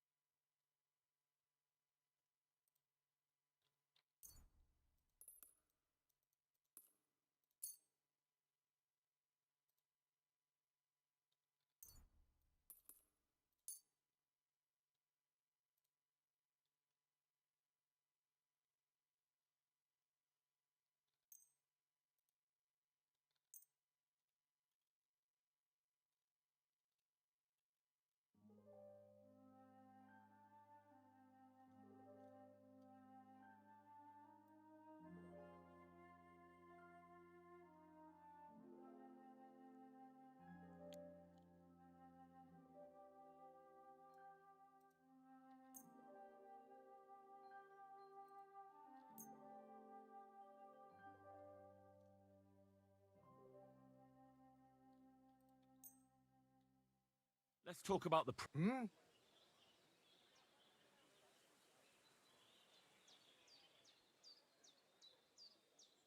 Here. Scheinen Dank. Masa umatan tov. Scheinen Dank.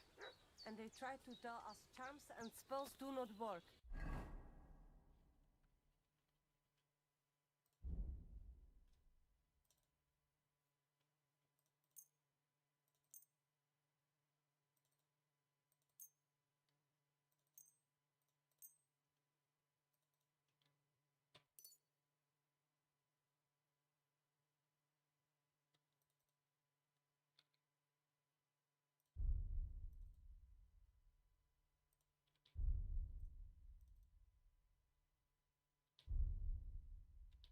Temeraf.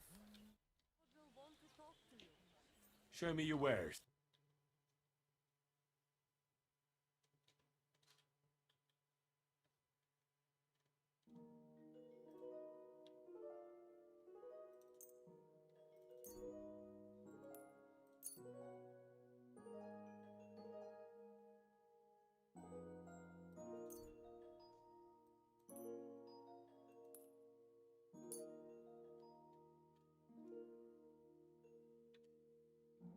I'd like to do something. Satisfied? You really want Epes, I agree. Pleasure doing business. Take care.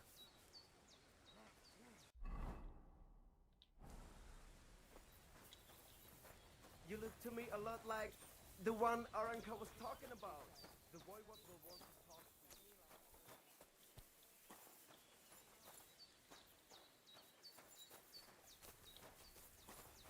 Katarsal. What's up, Jungushina?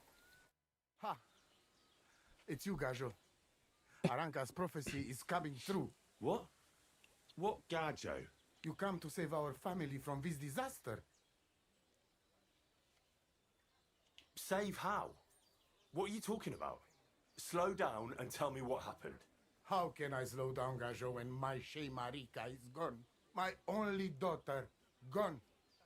Her empty tent is all that is left of her. If Aranka's prophecy is true, you must help me. How can I help you? How do you think? You must find her and bring her back. Do you think in that forest, maybe something could have... No, I'm sure. Do not invite evil. Such lava can come true. What prophecy? By all that's holy. Miri Romney had vision, and she described a Gajo just like you. She say a stranger coming, not like us, different. And he will help our family, our honor. And I believe her every word. She's never wrong, Shosha. So she disappeared out of the blue? On my honor as voivode of this camp. One moment she's here, next moment gone. We search for her, but not find. Then Aranka has vision. So we wait for Gajo, who will help us. And now, waiting is over. It's written in stars and how birds fly. I know nothing. Will you help me? Will you help an unfortunate... I'll help you. I'm sure we'll find her. Dear God, I know something good will happen. But hold on. You have to tell me more about Marika. Where and when did you last see her? It has been 2 days. We even follow her tracks past her woman's hut and then on towards Apollonia. You mean Bajena, the herbalist? She didn't advise you? I do not know the Johanni's name. But I know she does not like nomads. She say she don't know anything. And if she know, she will not tell us. Such disrespect. Pooh, be bucked. Voivod, I know it's hard to accept, but could your daughter have been... No. But... I said no. I just mean... I am Voivod. And that means I am wisest in all camp. I have letter of safe conduct, and when I know something, I know it. Where's her tent? Maybe I can find something in there that'll help with the search. We look through everything here. That's Seratu. Nothing. Still, I'd at least give it a try. Mishto. But don't waste time. Marika, she sleep under a kind of oilcloth right next to Aranka's shop. She always liked the open air. I think I know everything I need to know. Please, find Marika and bring her back. Te aveți bachta, omule.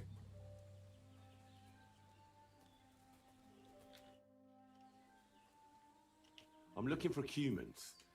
They're supposed to be camping somewhere nearby. Kodashasho. They put up tents down, but do not mess with them. They have good hearts. Good bacht, Tessa Stipen.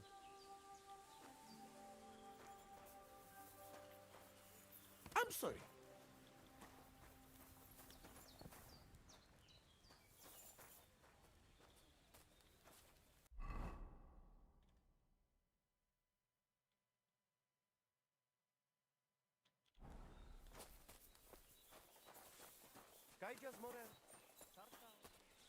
Katarsal, what's up, food? God be with you. What would you like? My name is Henry, and I've heard in the village that you're a renowned strongman, juggler, and moreover, skilled with a weapon. Is that true? Depends. Why do you ask? I'm looking for someone to help me. What's it about? Well, it's complicated. But the short version is, a few days ago, I barely avoided the gravedigger's shovel. I thought I was done for. That's how badly beaten I was. And now, well, I'm feeling a bit unsure in combat. I need to regain my confidence, if you know what I mean. Aye, that I can do. If what you say is true, I could really help you out, friend. I've been missing a good fighter around here.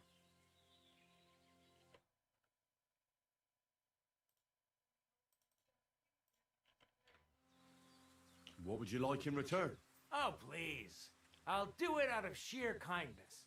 I don't have anything to do right now anyway. You can pay me next time.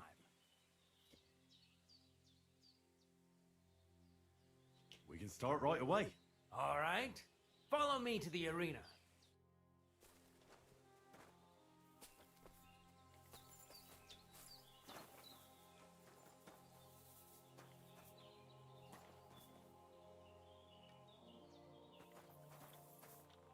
Shall we begin? Here's a practice longsword, so we don't hurt each other. Let's see what you've got. We'll start with exchanges, and if you're going to attack, commit to it. Don't stop after a single strike. Dish out several. Now I'm going to show you a simple technique that builds on that. You'll attack from the right, then left, then right again.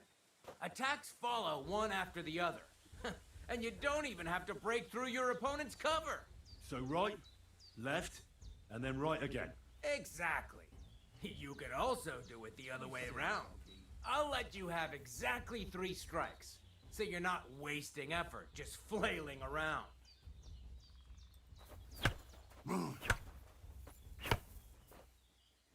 Why didn't you finish?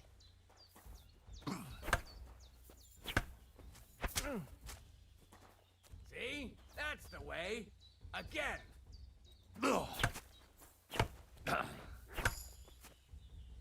Don't pause.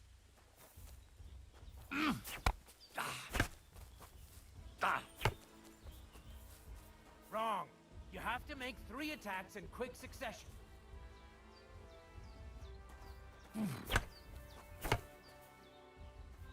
I said 3 attacks in a row. Well done. Aye, you've got the hang of it. Let's try something more difficult. I'll teach you a real technique. You start with a slash from above, then from the right, and when your opponent expects another attack from above, you do a quick sidestep and drag your blade horizontally across his belly. So I'll start from the top, then from the right, and then... From the left. Remember, top, right, and finally, left. All right, let's give it a try. I'll let you make 3 strikes just like before. No more.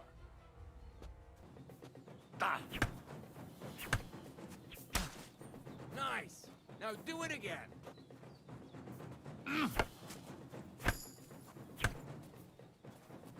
Why didn't you follow through? Beautiful.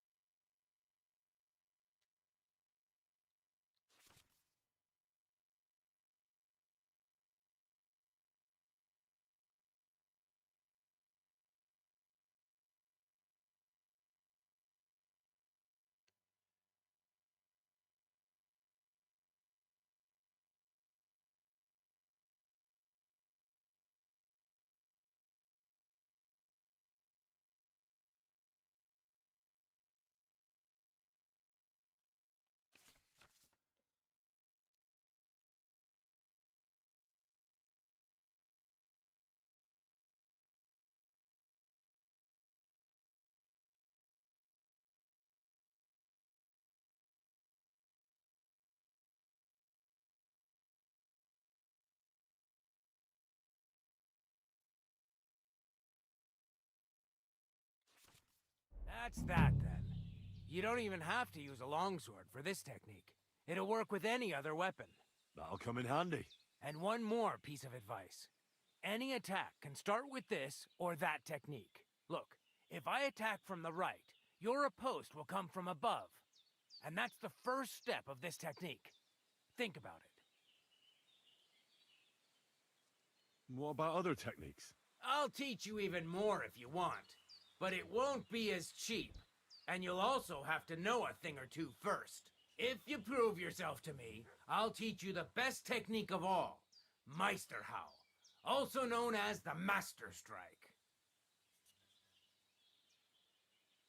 How about someone else? I'm sure I'm not the only swordsman around who could teach you something. How can I prove myself to you so that you'll teach me the Master Strike? You'll have to defeat me in a sword fight, because this technique only works for swords. So all I have to do is challenge you? That's right.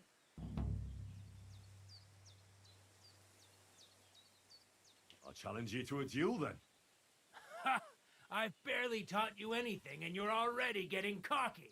But very well. At least I'll demonstrate the difference between us.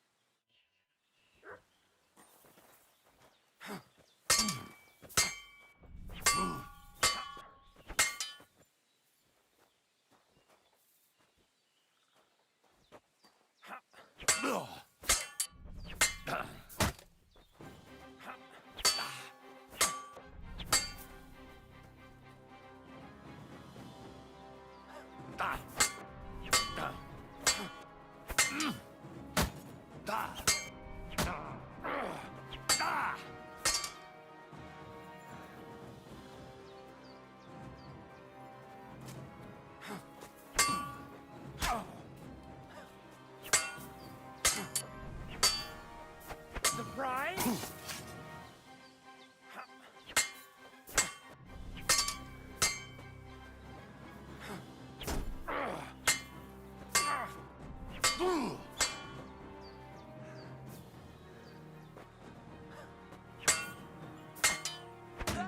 You! Ah!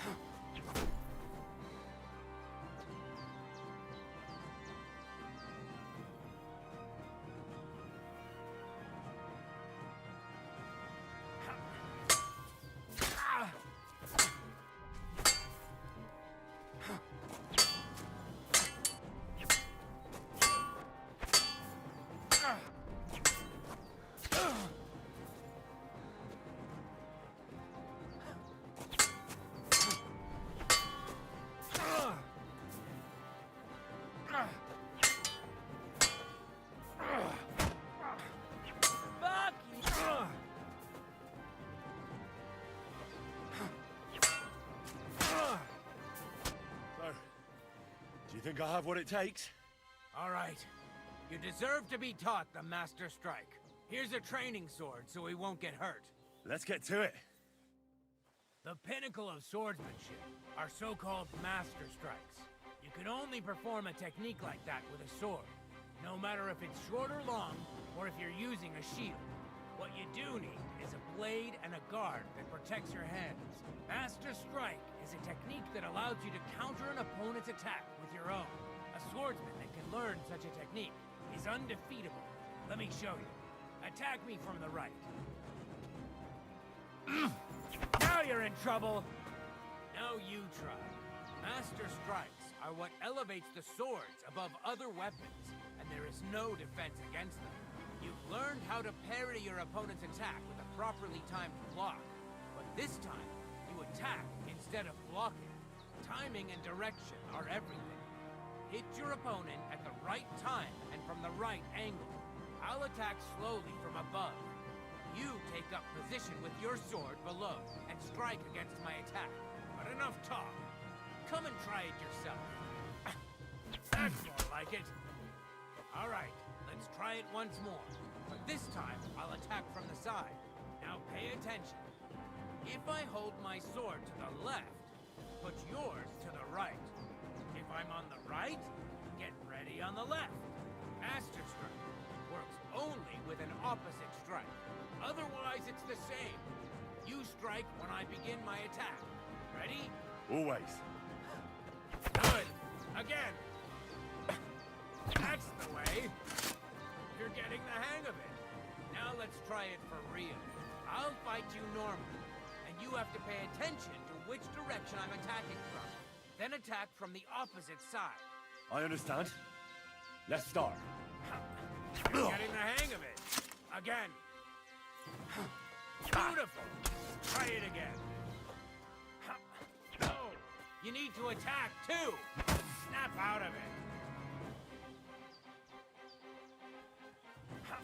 Not like that.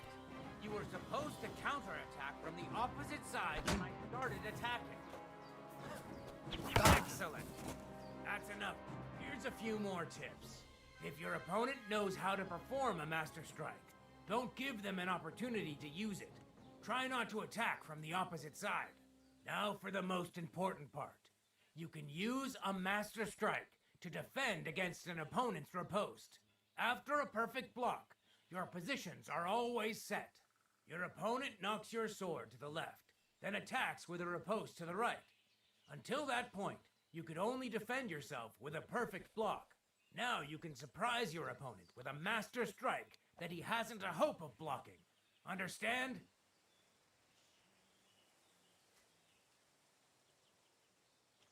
That's too much information at once. All right. I'll try to summarize the most important parts. Try getting your opponent into a position in which you can use the master strike. Do your best to avoid being put in such a position yourself. Watch the position of your sword and use it to decide which technique to use. Better? Well, we'll see. Now, it's up to you to learn how to use the master strike in combat. I'll do my best. Thanks, Tomcat.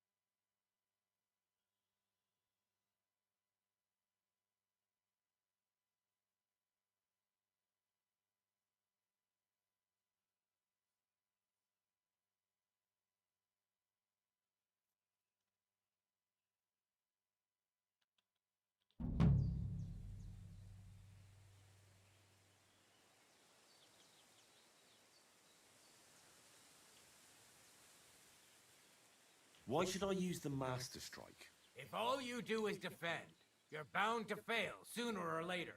That's why it's better to counterattack. Strike the opponent's weapon from the opposite side. You'll block their weapon while hitting them at the same time. That's what the Master Strike is all about. Usually, you'll be aiming at your opponent's weak point. If you don't win the fight then and there, you'll surely at least injure and stun your opponent. If that's the case, don't stop. Keep attacking before your opponent has a chance to recover. Why should I use a perfect block when I can do a Master Strike? That depends. Sometimes it's good to exchange a few blocks and counterattacks, then unexpectedly finish with a Master Strike. Your opponent can't use a Master Strike if you don't attack from the opposite side. Try changing the position of your blade. Attack unpredictably. If your opponent uses a perfect block and his riposte is headed towards your blade, attack instead of defending, and you might win the fight. What's better, the Master Strike or combos? Combos are purely offensive techniques. They're strings of attacks to put your opponent in a position you want. Then you can finish them off with a stronger technique. But even your combo can be interrupted by an opponent's Master Strike. When your combo doesn't work out, your opponent interrupts it with a block and attacks. It doesn't mean the fight's over. Just use a perfect block. Or you can even use a Master Strike. That's enough for me.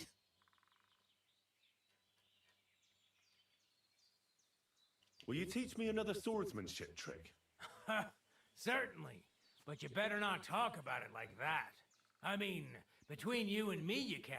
But the Grand Masters make a big show about calling it swordsmanship technique. I understand. So technique, eh? Aye, aye. These days, people put their faith into all kinds of shite.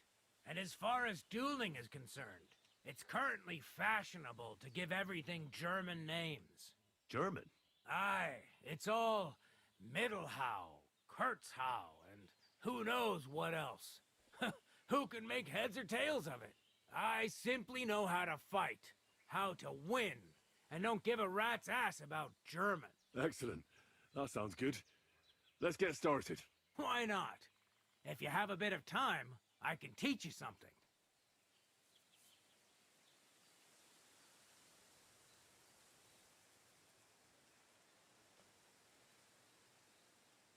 It occurred to me that a thrust with a sword to the leg of that poor lug you're fighting is pretty simple, but bloody effective. It'd be my pleasure to teach you that.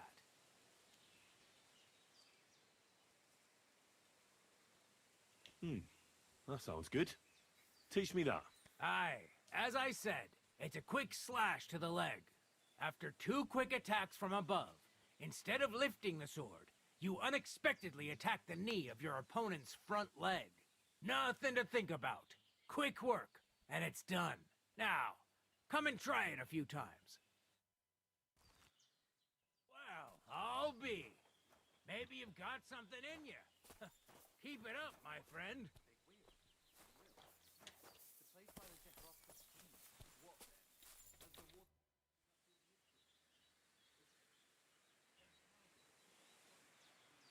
Can you show me how you pull off... I don't know. You mean you don't know how to hand... Well, I'm not a complete beginner. And I'm not as in... Ah, I see. You know what I mean, right? I understand. I'll try not to disappoint you.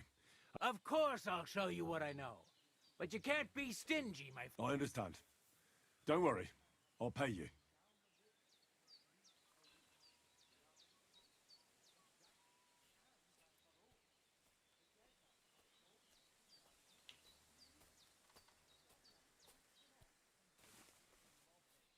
I'd like to learn... Certainly.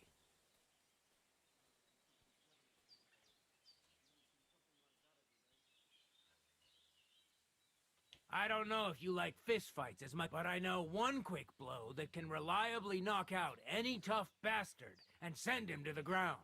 Guaranteed. Would you like me to show you?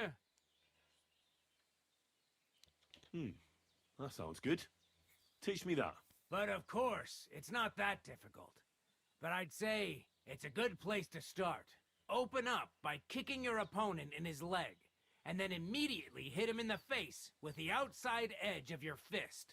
And that's it. It's over. I call it the blacksmith's hammer. Now, come and try it a few times. I'll be. Maybe you've got something in you. Keep it up, my friend.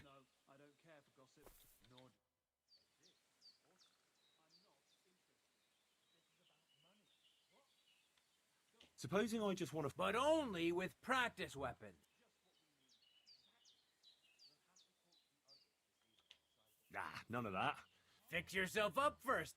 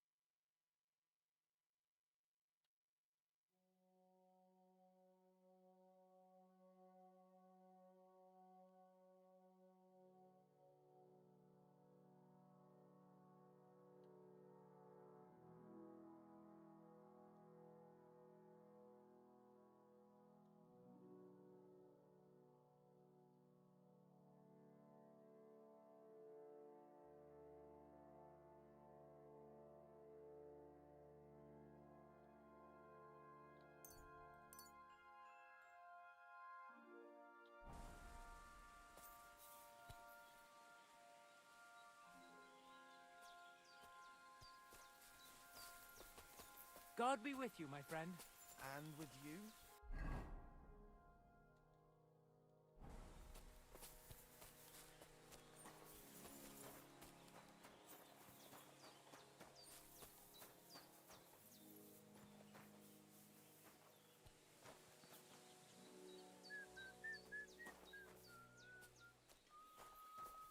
Today's a scorcher.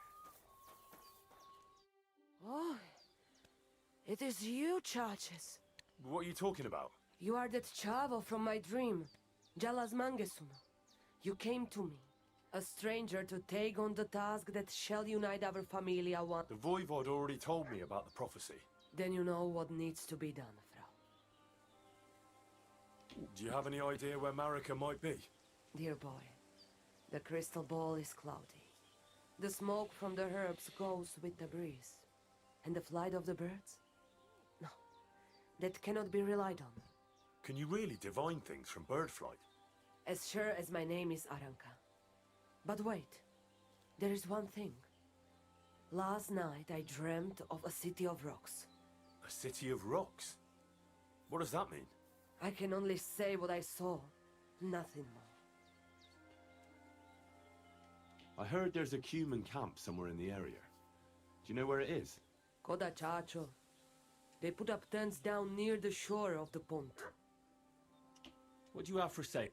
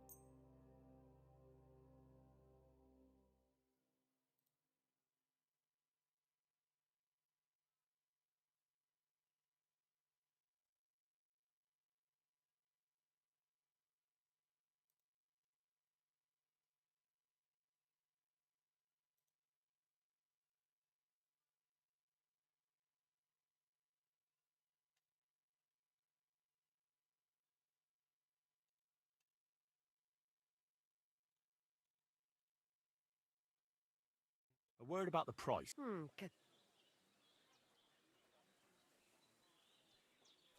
Do we have a deal? That's not enough. Aye, that some will pleasure doing business. God be with you.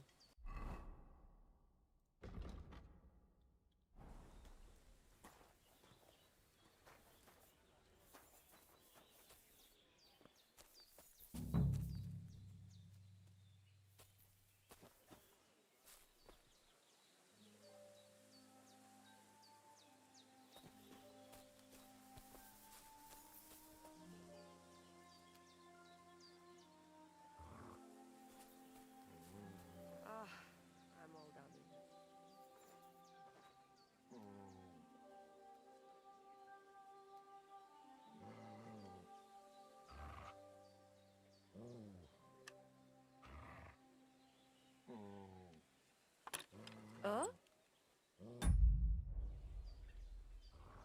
What is this racket here? What's going on here? What was that? Right, I suppose it was nothing. Never mind. I'm going back. Katarsal, what's up? Jungo Shina.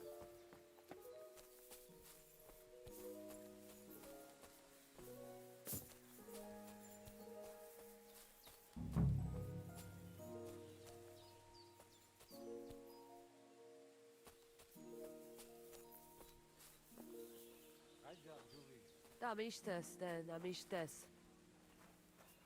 Ah,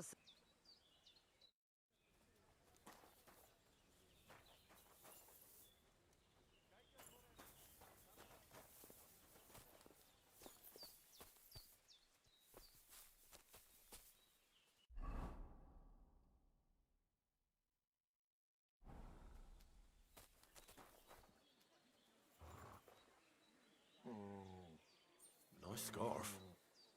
Must have belonged to Marika.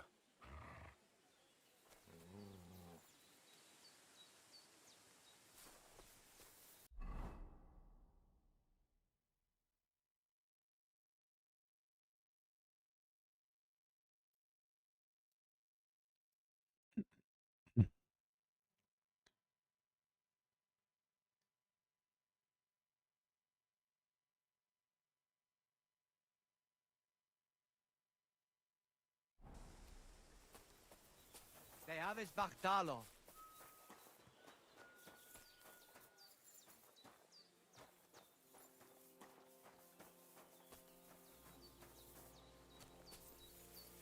Oh, devil, you should wash yourself. You look...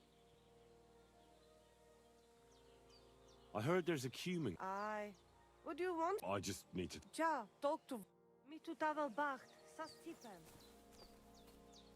Greetings. What do you need? What do you know about Marika's disappearance? Whole thing's a bit odd, let me tell you. Nobody knows for sure how she went missing or where she went. And the voivode doesn't want to talk about it.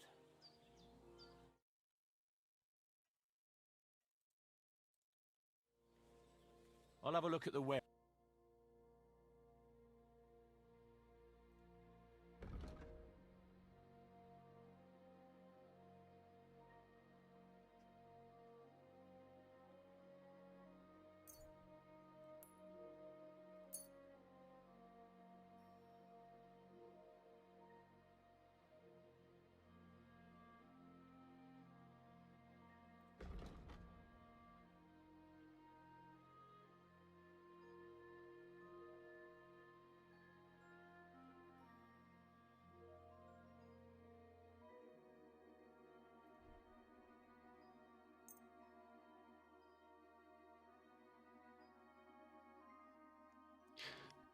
Пока началось.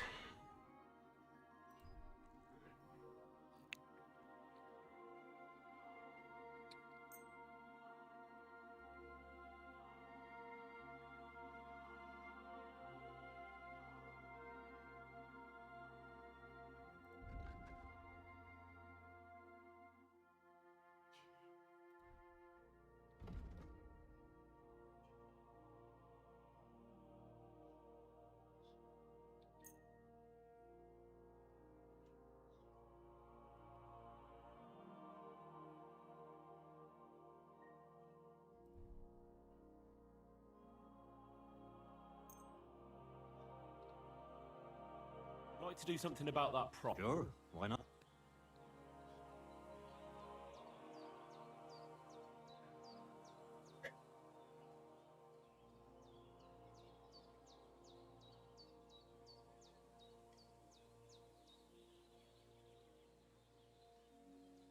No deal then. I'm done.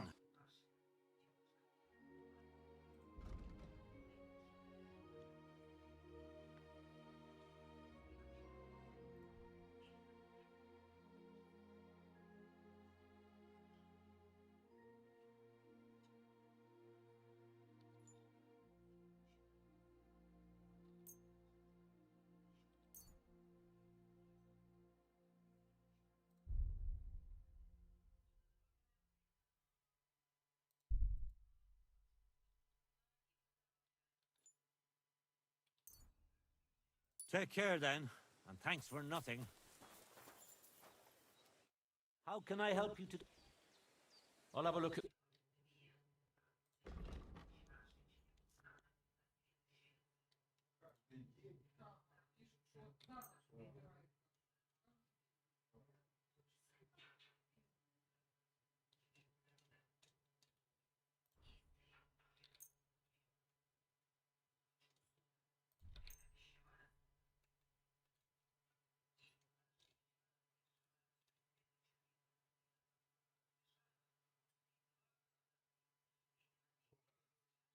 Pleasure doing business.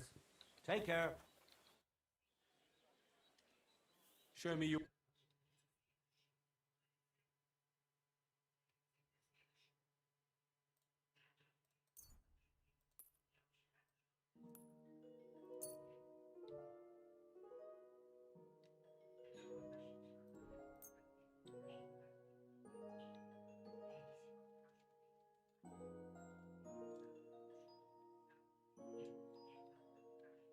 Thank you, and take care.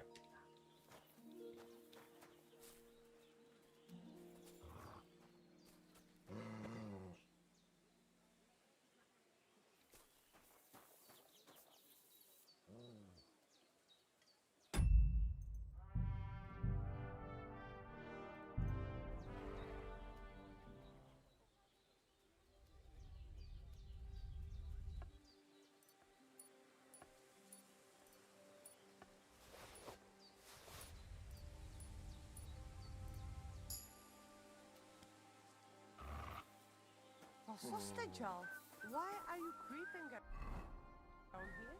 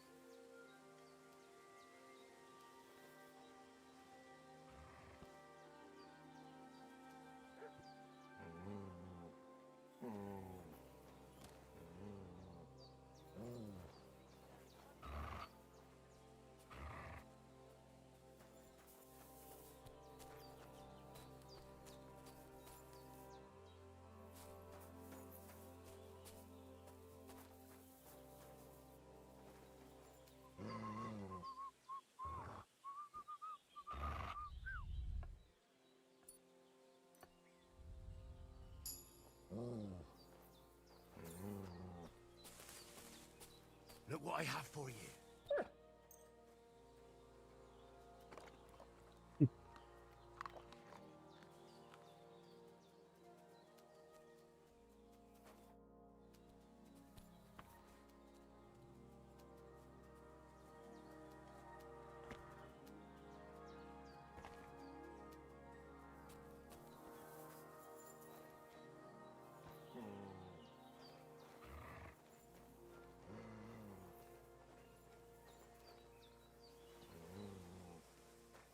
Oh, you pooch.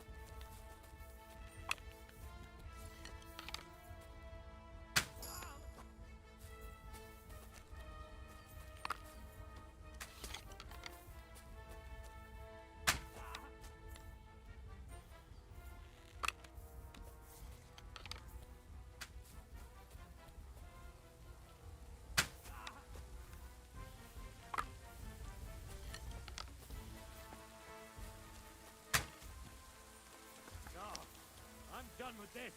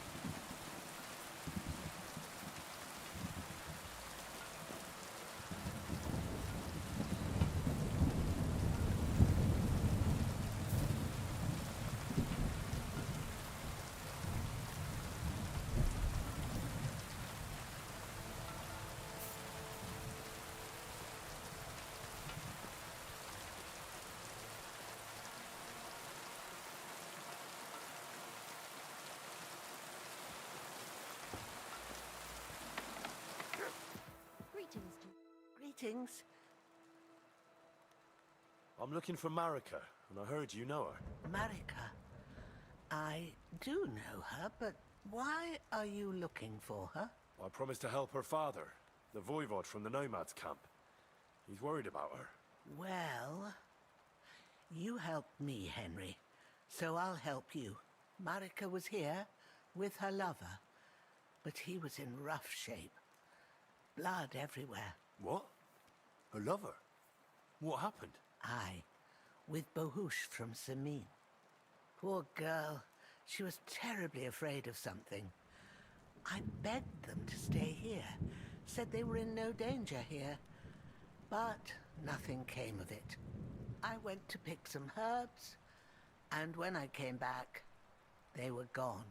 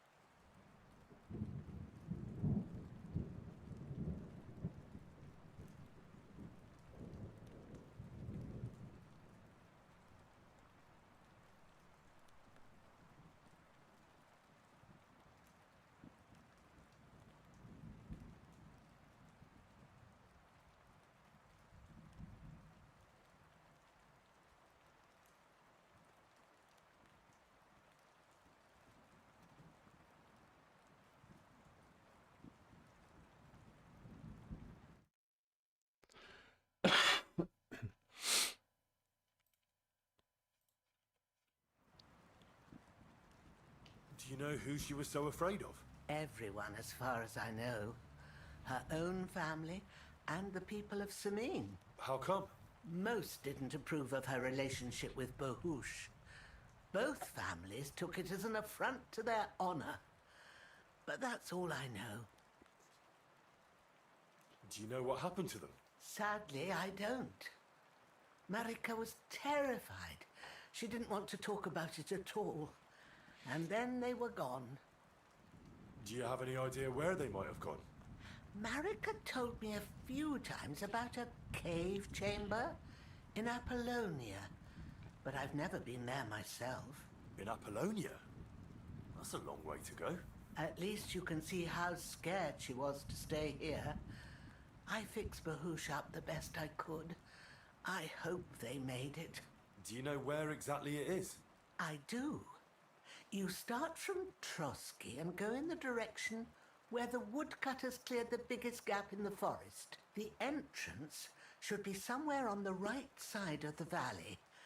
There should be one little rock wedged between two big ones. I remember that because Marika told me that she sometimes feels just as small, like she's stuck between two big worlds. Thank you. I'll try to find her there. Well, that's all I know about her, lad. All right. Thanks for your help. I'd like to learn... What are you...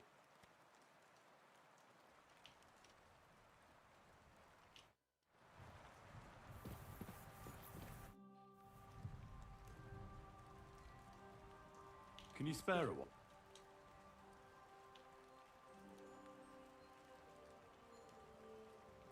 I'll have a look at you.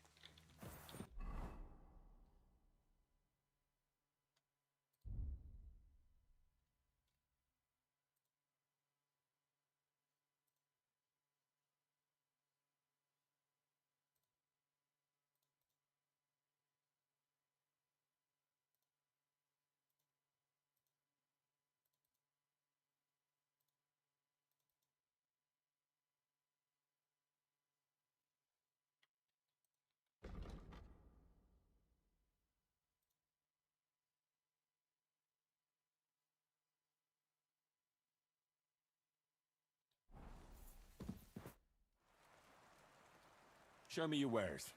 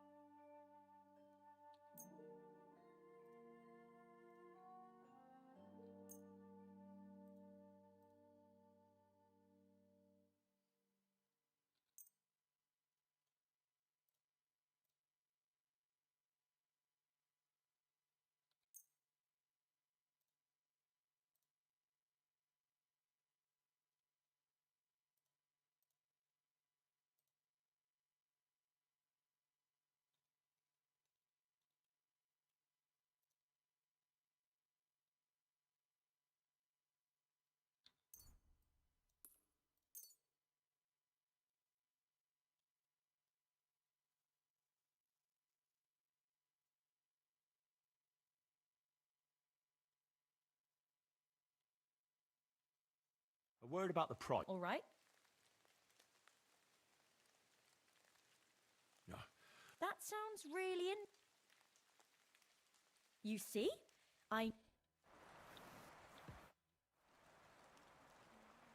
I'll have a look at...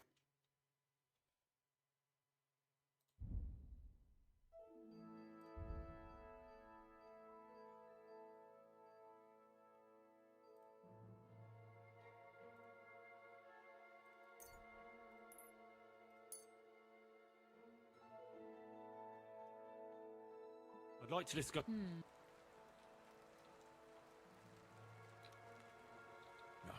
You really won't convince. You see?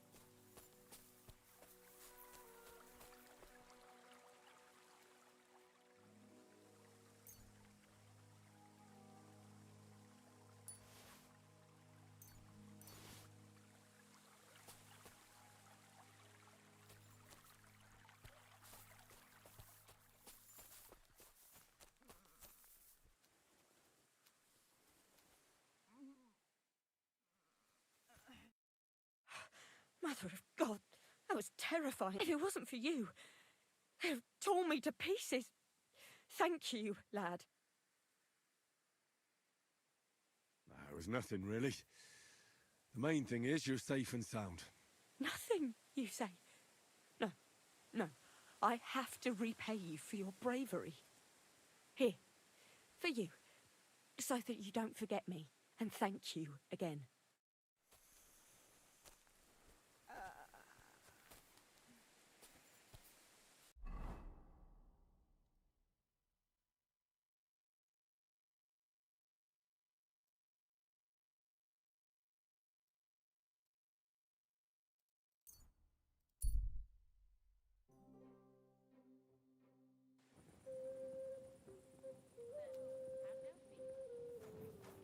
Greetings to you.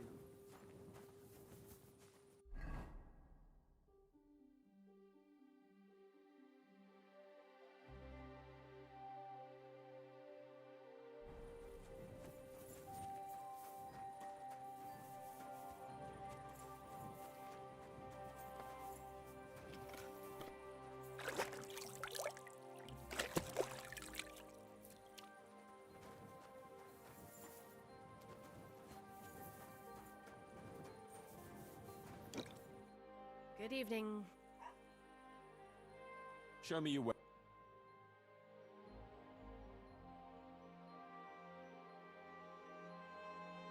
Nothing suits your fancy, eh?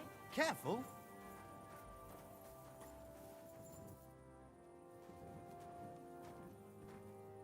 God be with you. What's the latest? Nothing much, and I hope it's... What can I get for Can I spend the... Not a chance. Move along, you vagabond.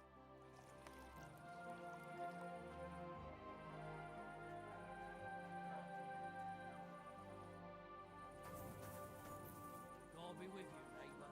Greetings to you.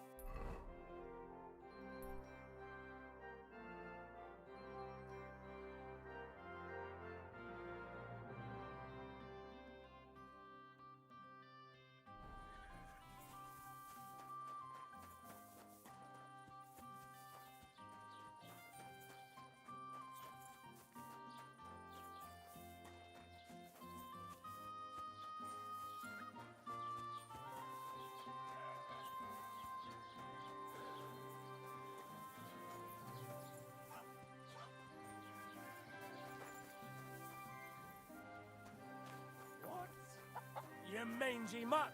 You better call back that dog.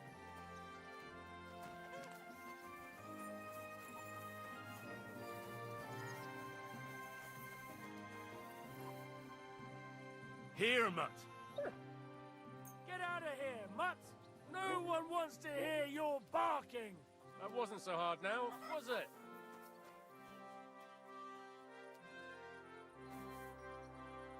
Here, mutt.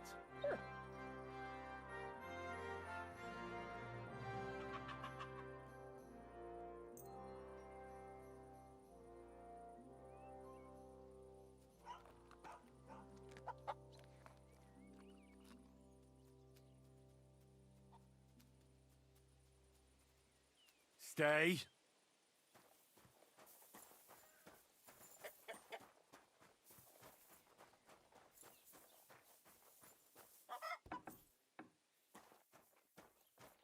Who goes there?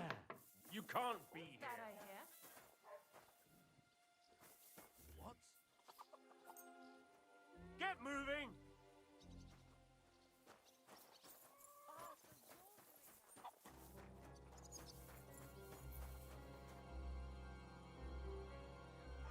See? It didn't even hurt.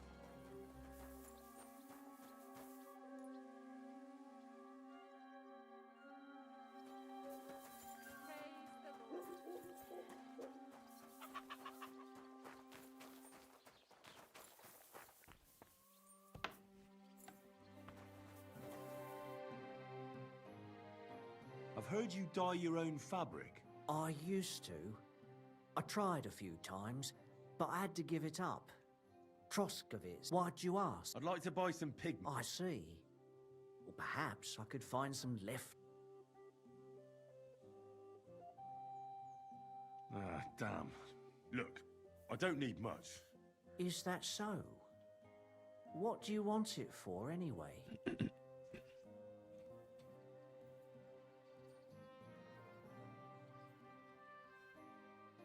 Nothing important. All right, whatever. But I'd hate to find out you know what? If I scraped off some of that dry pigment, that could work. Those pigments are a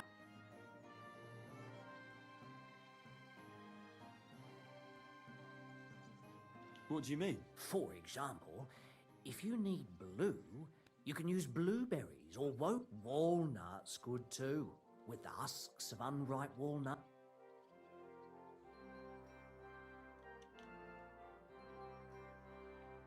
Well, that's enough, eh? Just sell me the pigment. Oh. As you... Here's the money. And here's the paint. Be careful not to stain yourself. Is that all, or is there... This could...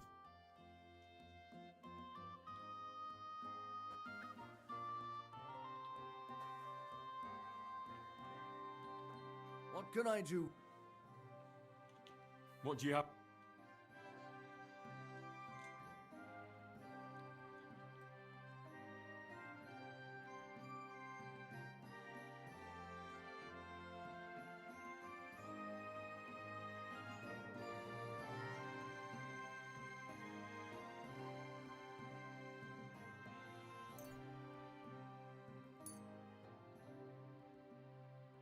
Let's talk about the price. Well...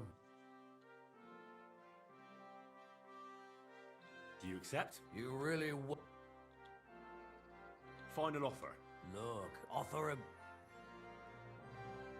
I hope you'll be satisfied. Take care.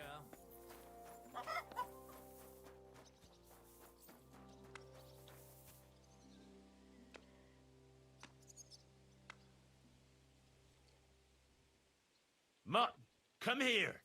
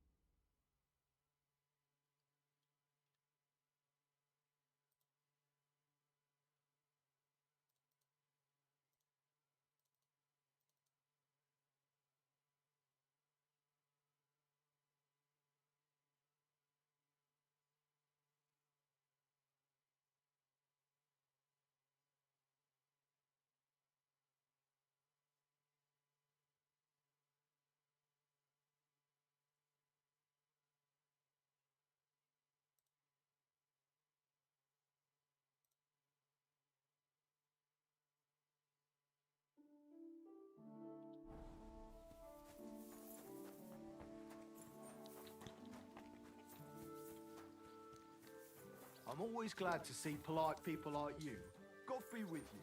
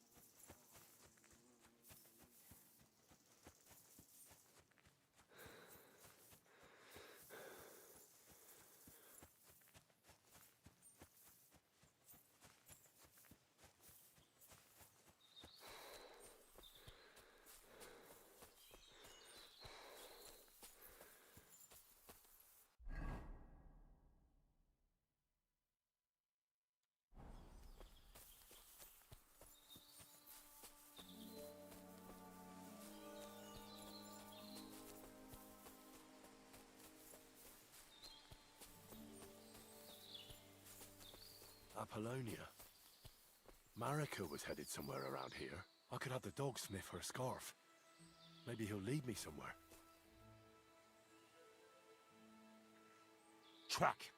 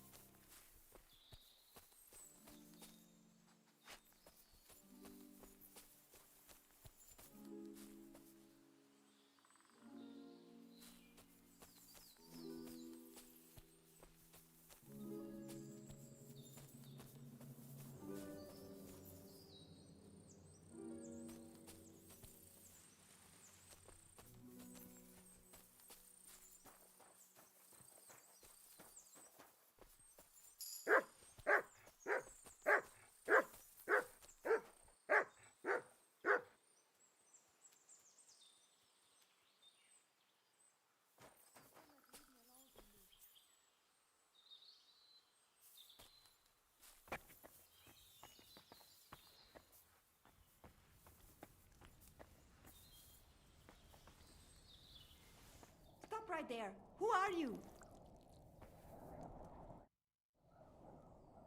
You must be Marika. I? Did Odette send you? I was hoping he would not find me so quickly. Well, at least he sent you and not my prala. They wouldn't not even bother talking. Your brothers? Why would they not bother talking? They take after dead. At least Geza. He's hot-blooded. The Voivod's worried about you. He sent me to find you. Worried. Now he worry about me. You don't know anything, do you? What should I know? Yes, that sounds like Dad. So tell me what happened. I ran away. That happened. My father wanted revenge for the insult to his honor, So my prala went after poor Bohush. Who insulted his honor? The villagers! When me and Bohush start courting, that sent a messenger to village, saying there must be wedding or Bohush will pay. The voivod himself wanted you to get married. That is what we do. When a chavo and a chai start something, the chavo, man, must marry the girl. So you ran away from the wedding? Well, Bohush would not be against it, but we were in the forest at the time. And his mother and village people laughed at the messenger, sent him back with insults and tortured. Voivod get mad and my prala too. They found poor Bohush too, then left him in the forest. Lucky I found him and took care of him. Why didn't you go back and explain it to them? Once thread flows, it is hard to stop the cycle. The people from Samin want to rid of the camp. The voivod would like to punish all those he thinks have disgraced his chai. And he never asked me how it is really. As if men should work it out between themselves. And the girl like, no, I will not go back alone.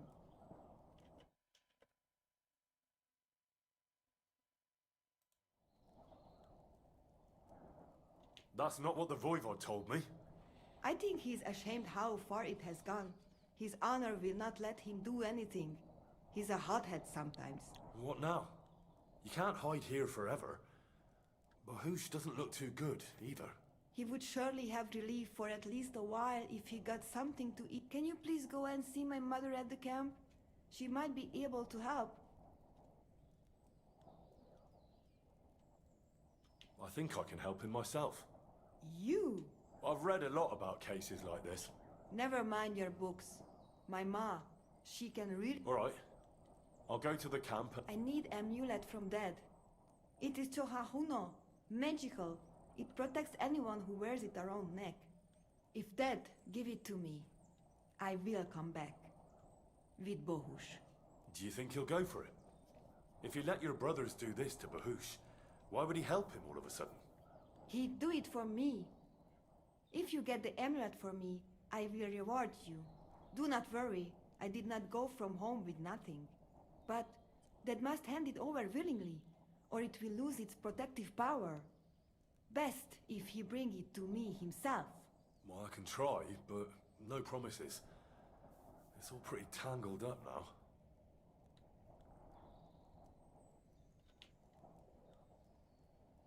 How's Bohush doing? It keeps changing. He is delirious for a while, then he is unconscious. I can only pray to the Blessed Virgin that he will recover. How is life here? I cannot complain, except about Bohush's health. We have food to eat, no rain here, and no one can find us. I just miss my family sometimes. But then I remember that I'm here because of them.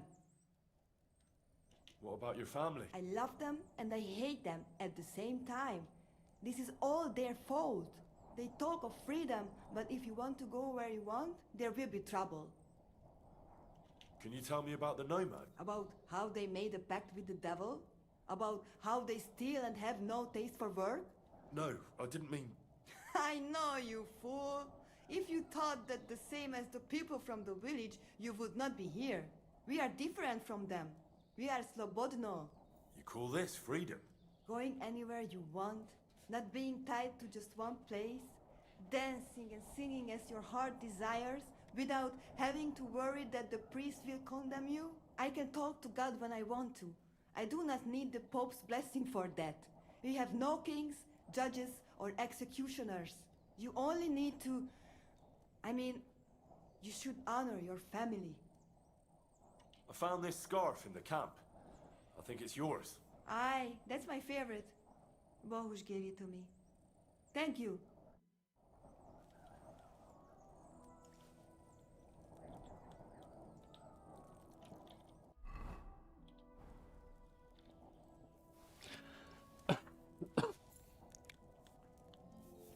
Do not worry. You will be fine again. Who? What?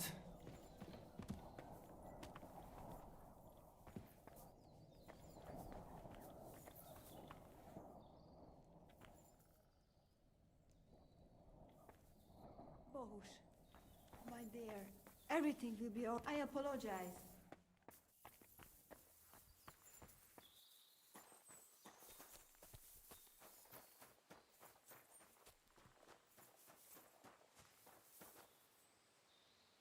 Oh no. Someone must have walked this way badly injured.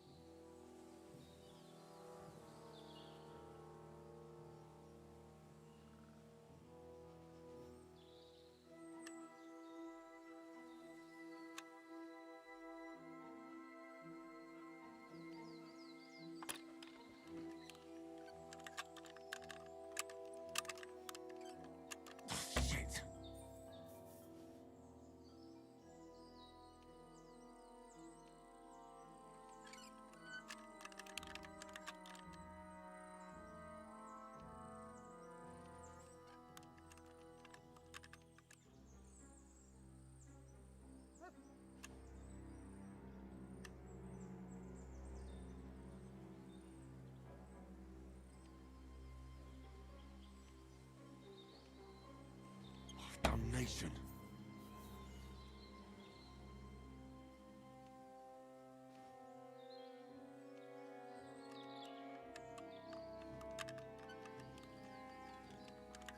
Oh, bloody hell.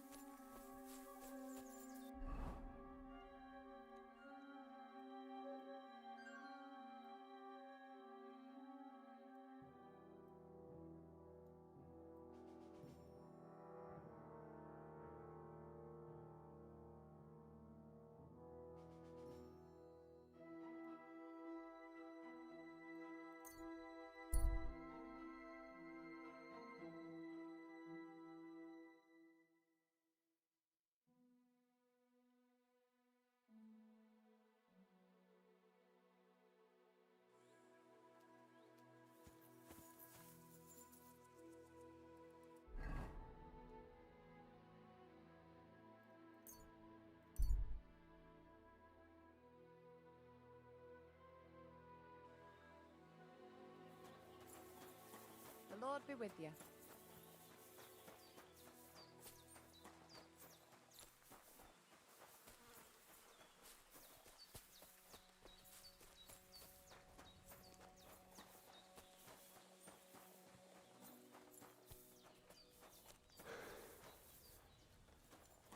God bless. Te aveți bahtalo, Romea.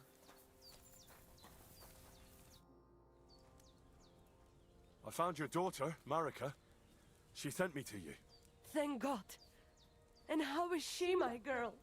She's hiding out with her sweetheart, Bahush. She's all right, but he's in a bad way. Oh, my poor Marika. She's stubborn like her father, or she would come back to us. She asked me to get something from you that would help him. He's delirious with fever, and his wounds are starting to fester. If she sends a message home, it must be really bad for them. I will give you something. You want marigold and some clean bandages. But if the wounds are deep, you also need to bring them comfrey. But I do not have any now. Here you are. Take it all to Marika. And give her my blessings. Tell her I miss her and I am sorry about the whole thing. And that I, Aranka, do not blame her for anything.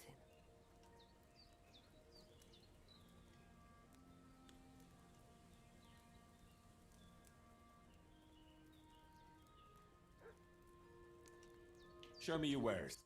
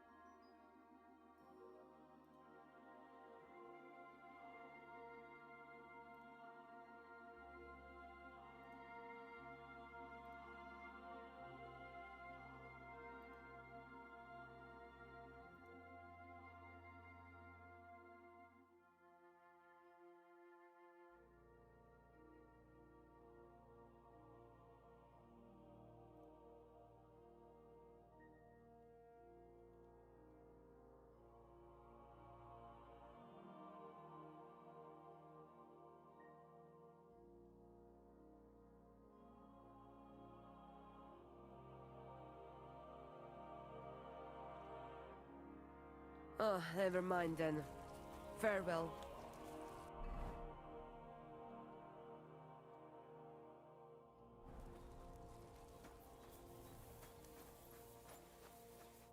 I just got off. I talked to Marika. And where is she? Not so fast. I have a feeling you didn't tell me the whole story. Kasmurokar. Yes, it is true. It is true. I didn't know if I can trust you completely. So what really happened? Marika wants to leave. So, I say she should get married, and they both stay and travel with us. But that boy of hers, he said no. My two Shave, my sons, Tibor and Geza, they decide to avenge family honor. Because they hear all insults, my messenger come back and tell about. So they go to Semin to punish them. Well, at the end, Marika's sweetheart gets stabbed. And before we know it, Marika gone. She's probably with him too. She wanted to save him. Tibor and Geza go to look for them. But on the way back, they meet some woodcutters. Oh. And Geza... He has Yaga Lorat like me. He quickly pull out his knife. But it end very badly. Geza get killed. And Tibor get captured. All I get is message that if any one of us go near Semin again, we will end up same way. I had 2 Shave and 1 Shai. And now, I have nothing. I'm voivode of camp. But except for Aranka, there is no more of... Tibor and Geza, did they go to avenge your honor of their own accord? Or did someone send them? Well, Yes? if you could hear the insults they hurled at us. They called us dog-eaters and hitans. So you sent them? Not exactly. But Tibor and Geza, see how angry I am. But no one can insult my family. The message that your messenger came back from Semin with, that wasn't from Bohush. No? It was from his mother. Bohush didn't know anything about it. It is still his familia. Blood like blood. They stain our honor. The whole village hate us. Well, I understand, but poor Bohush. What about my shire? What do you mean, if you can trust me? What about all that talk about a prophecy? I said I trust Aranka, and that you will save our camp. But I need Marika for that. I made very sure I did not lie to you even once. But you were leading me by the nose a bit. I'm voivode, not saint. Why didn't you tell me everything right away? What did you want to hear? That my whole family is destroyed? That my daughter may be run off with... I do not say kada to everyone. I still have my... Well, what now? Marika's not coming back alone. She loves Bohush, who's 1 foot in the grave. And she's afraid you'd do something to him here. And that's why she wants you to give her an amulet to protect them. Amulet? My amulet? She cannot be serious. I cannot just... My family is in ruins. Although... You already know everything. You can help me. Please. Rescue Tibor from the village. Do not let me lose another son. And we must give Geza a proper funeral, our way, so his soul can finally rest. Please, I will repay you. Help my family, and we will talk about the... Budbacht Tesa Stipen. Te aveți bahtalo, Romea.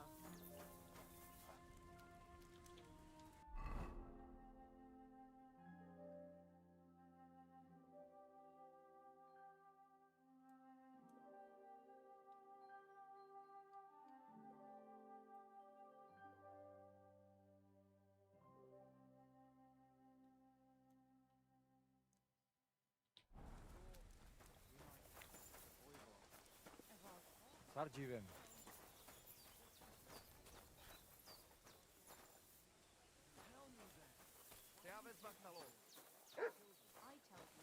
Aycan, Julie.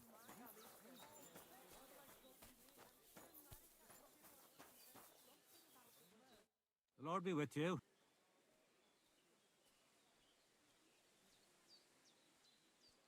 Why did you quarrel with us? I mean... It's the same everywhere, but it's even worse here, because Marika, the Voivode's daughter, it didn't exactly go well. Show me...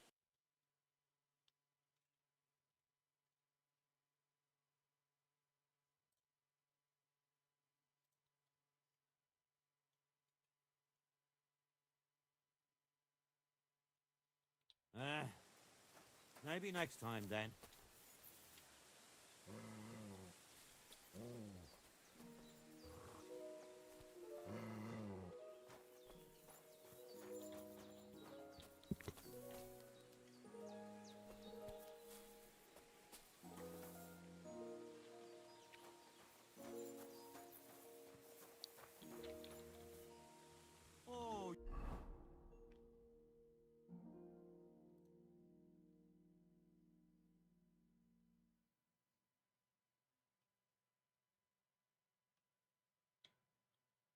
You pooch.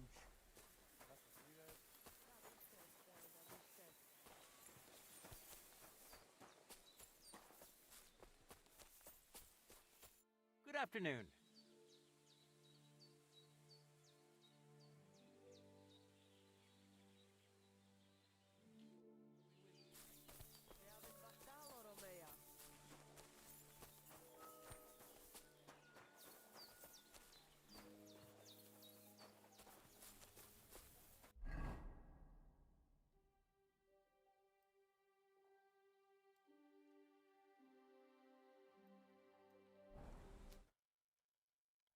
Ладно, думаю, на сегодня хватит.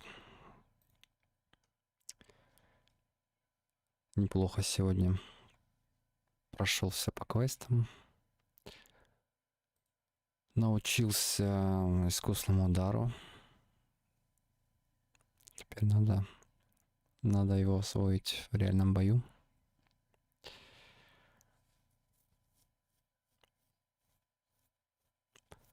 Ну и решим проблемы табора цыганского уже на следующем стриме. Так что спасибо всем за просмотр. Всем пока.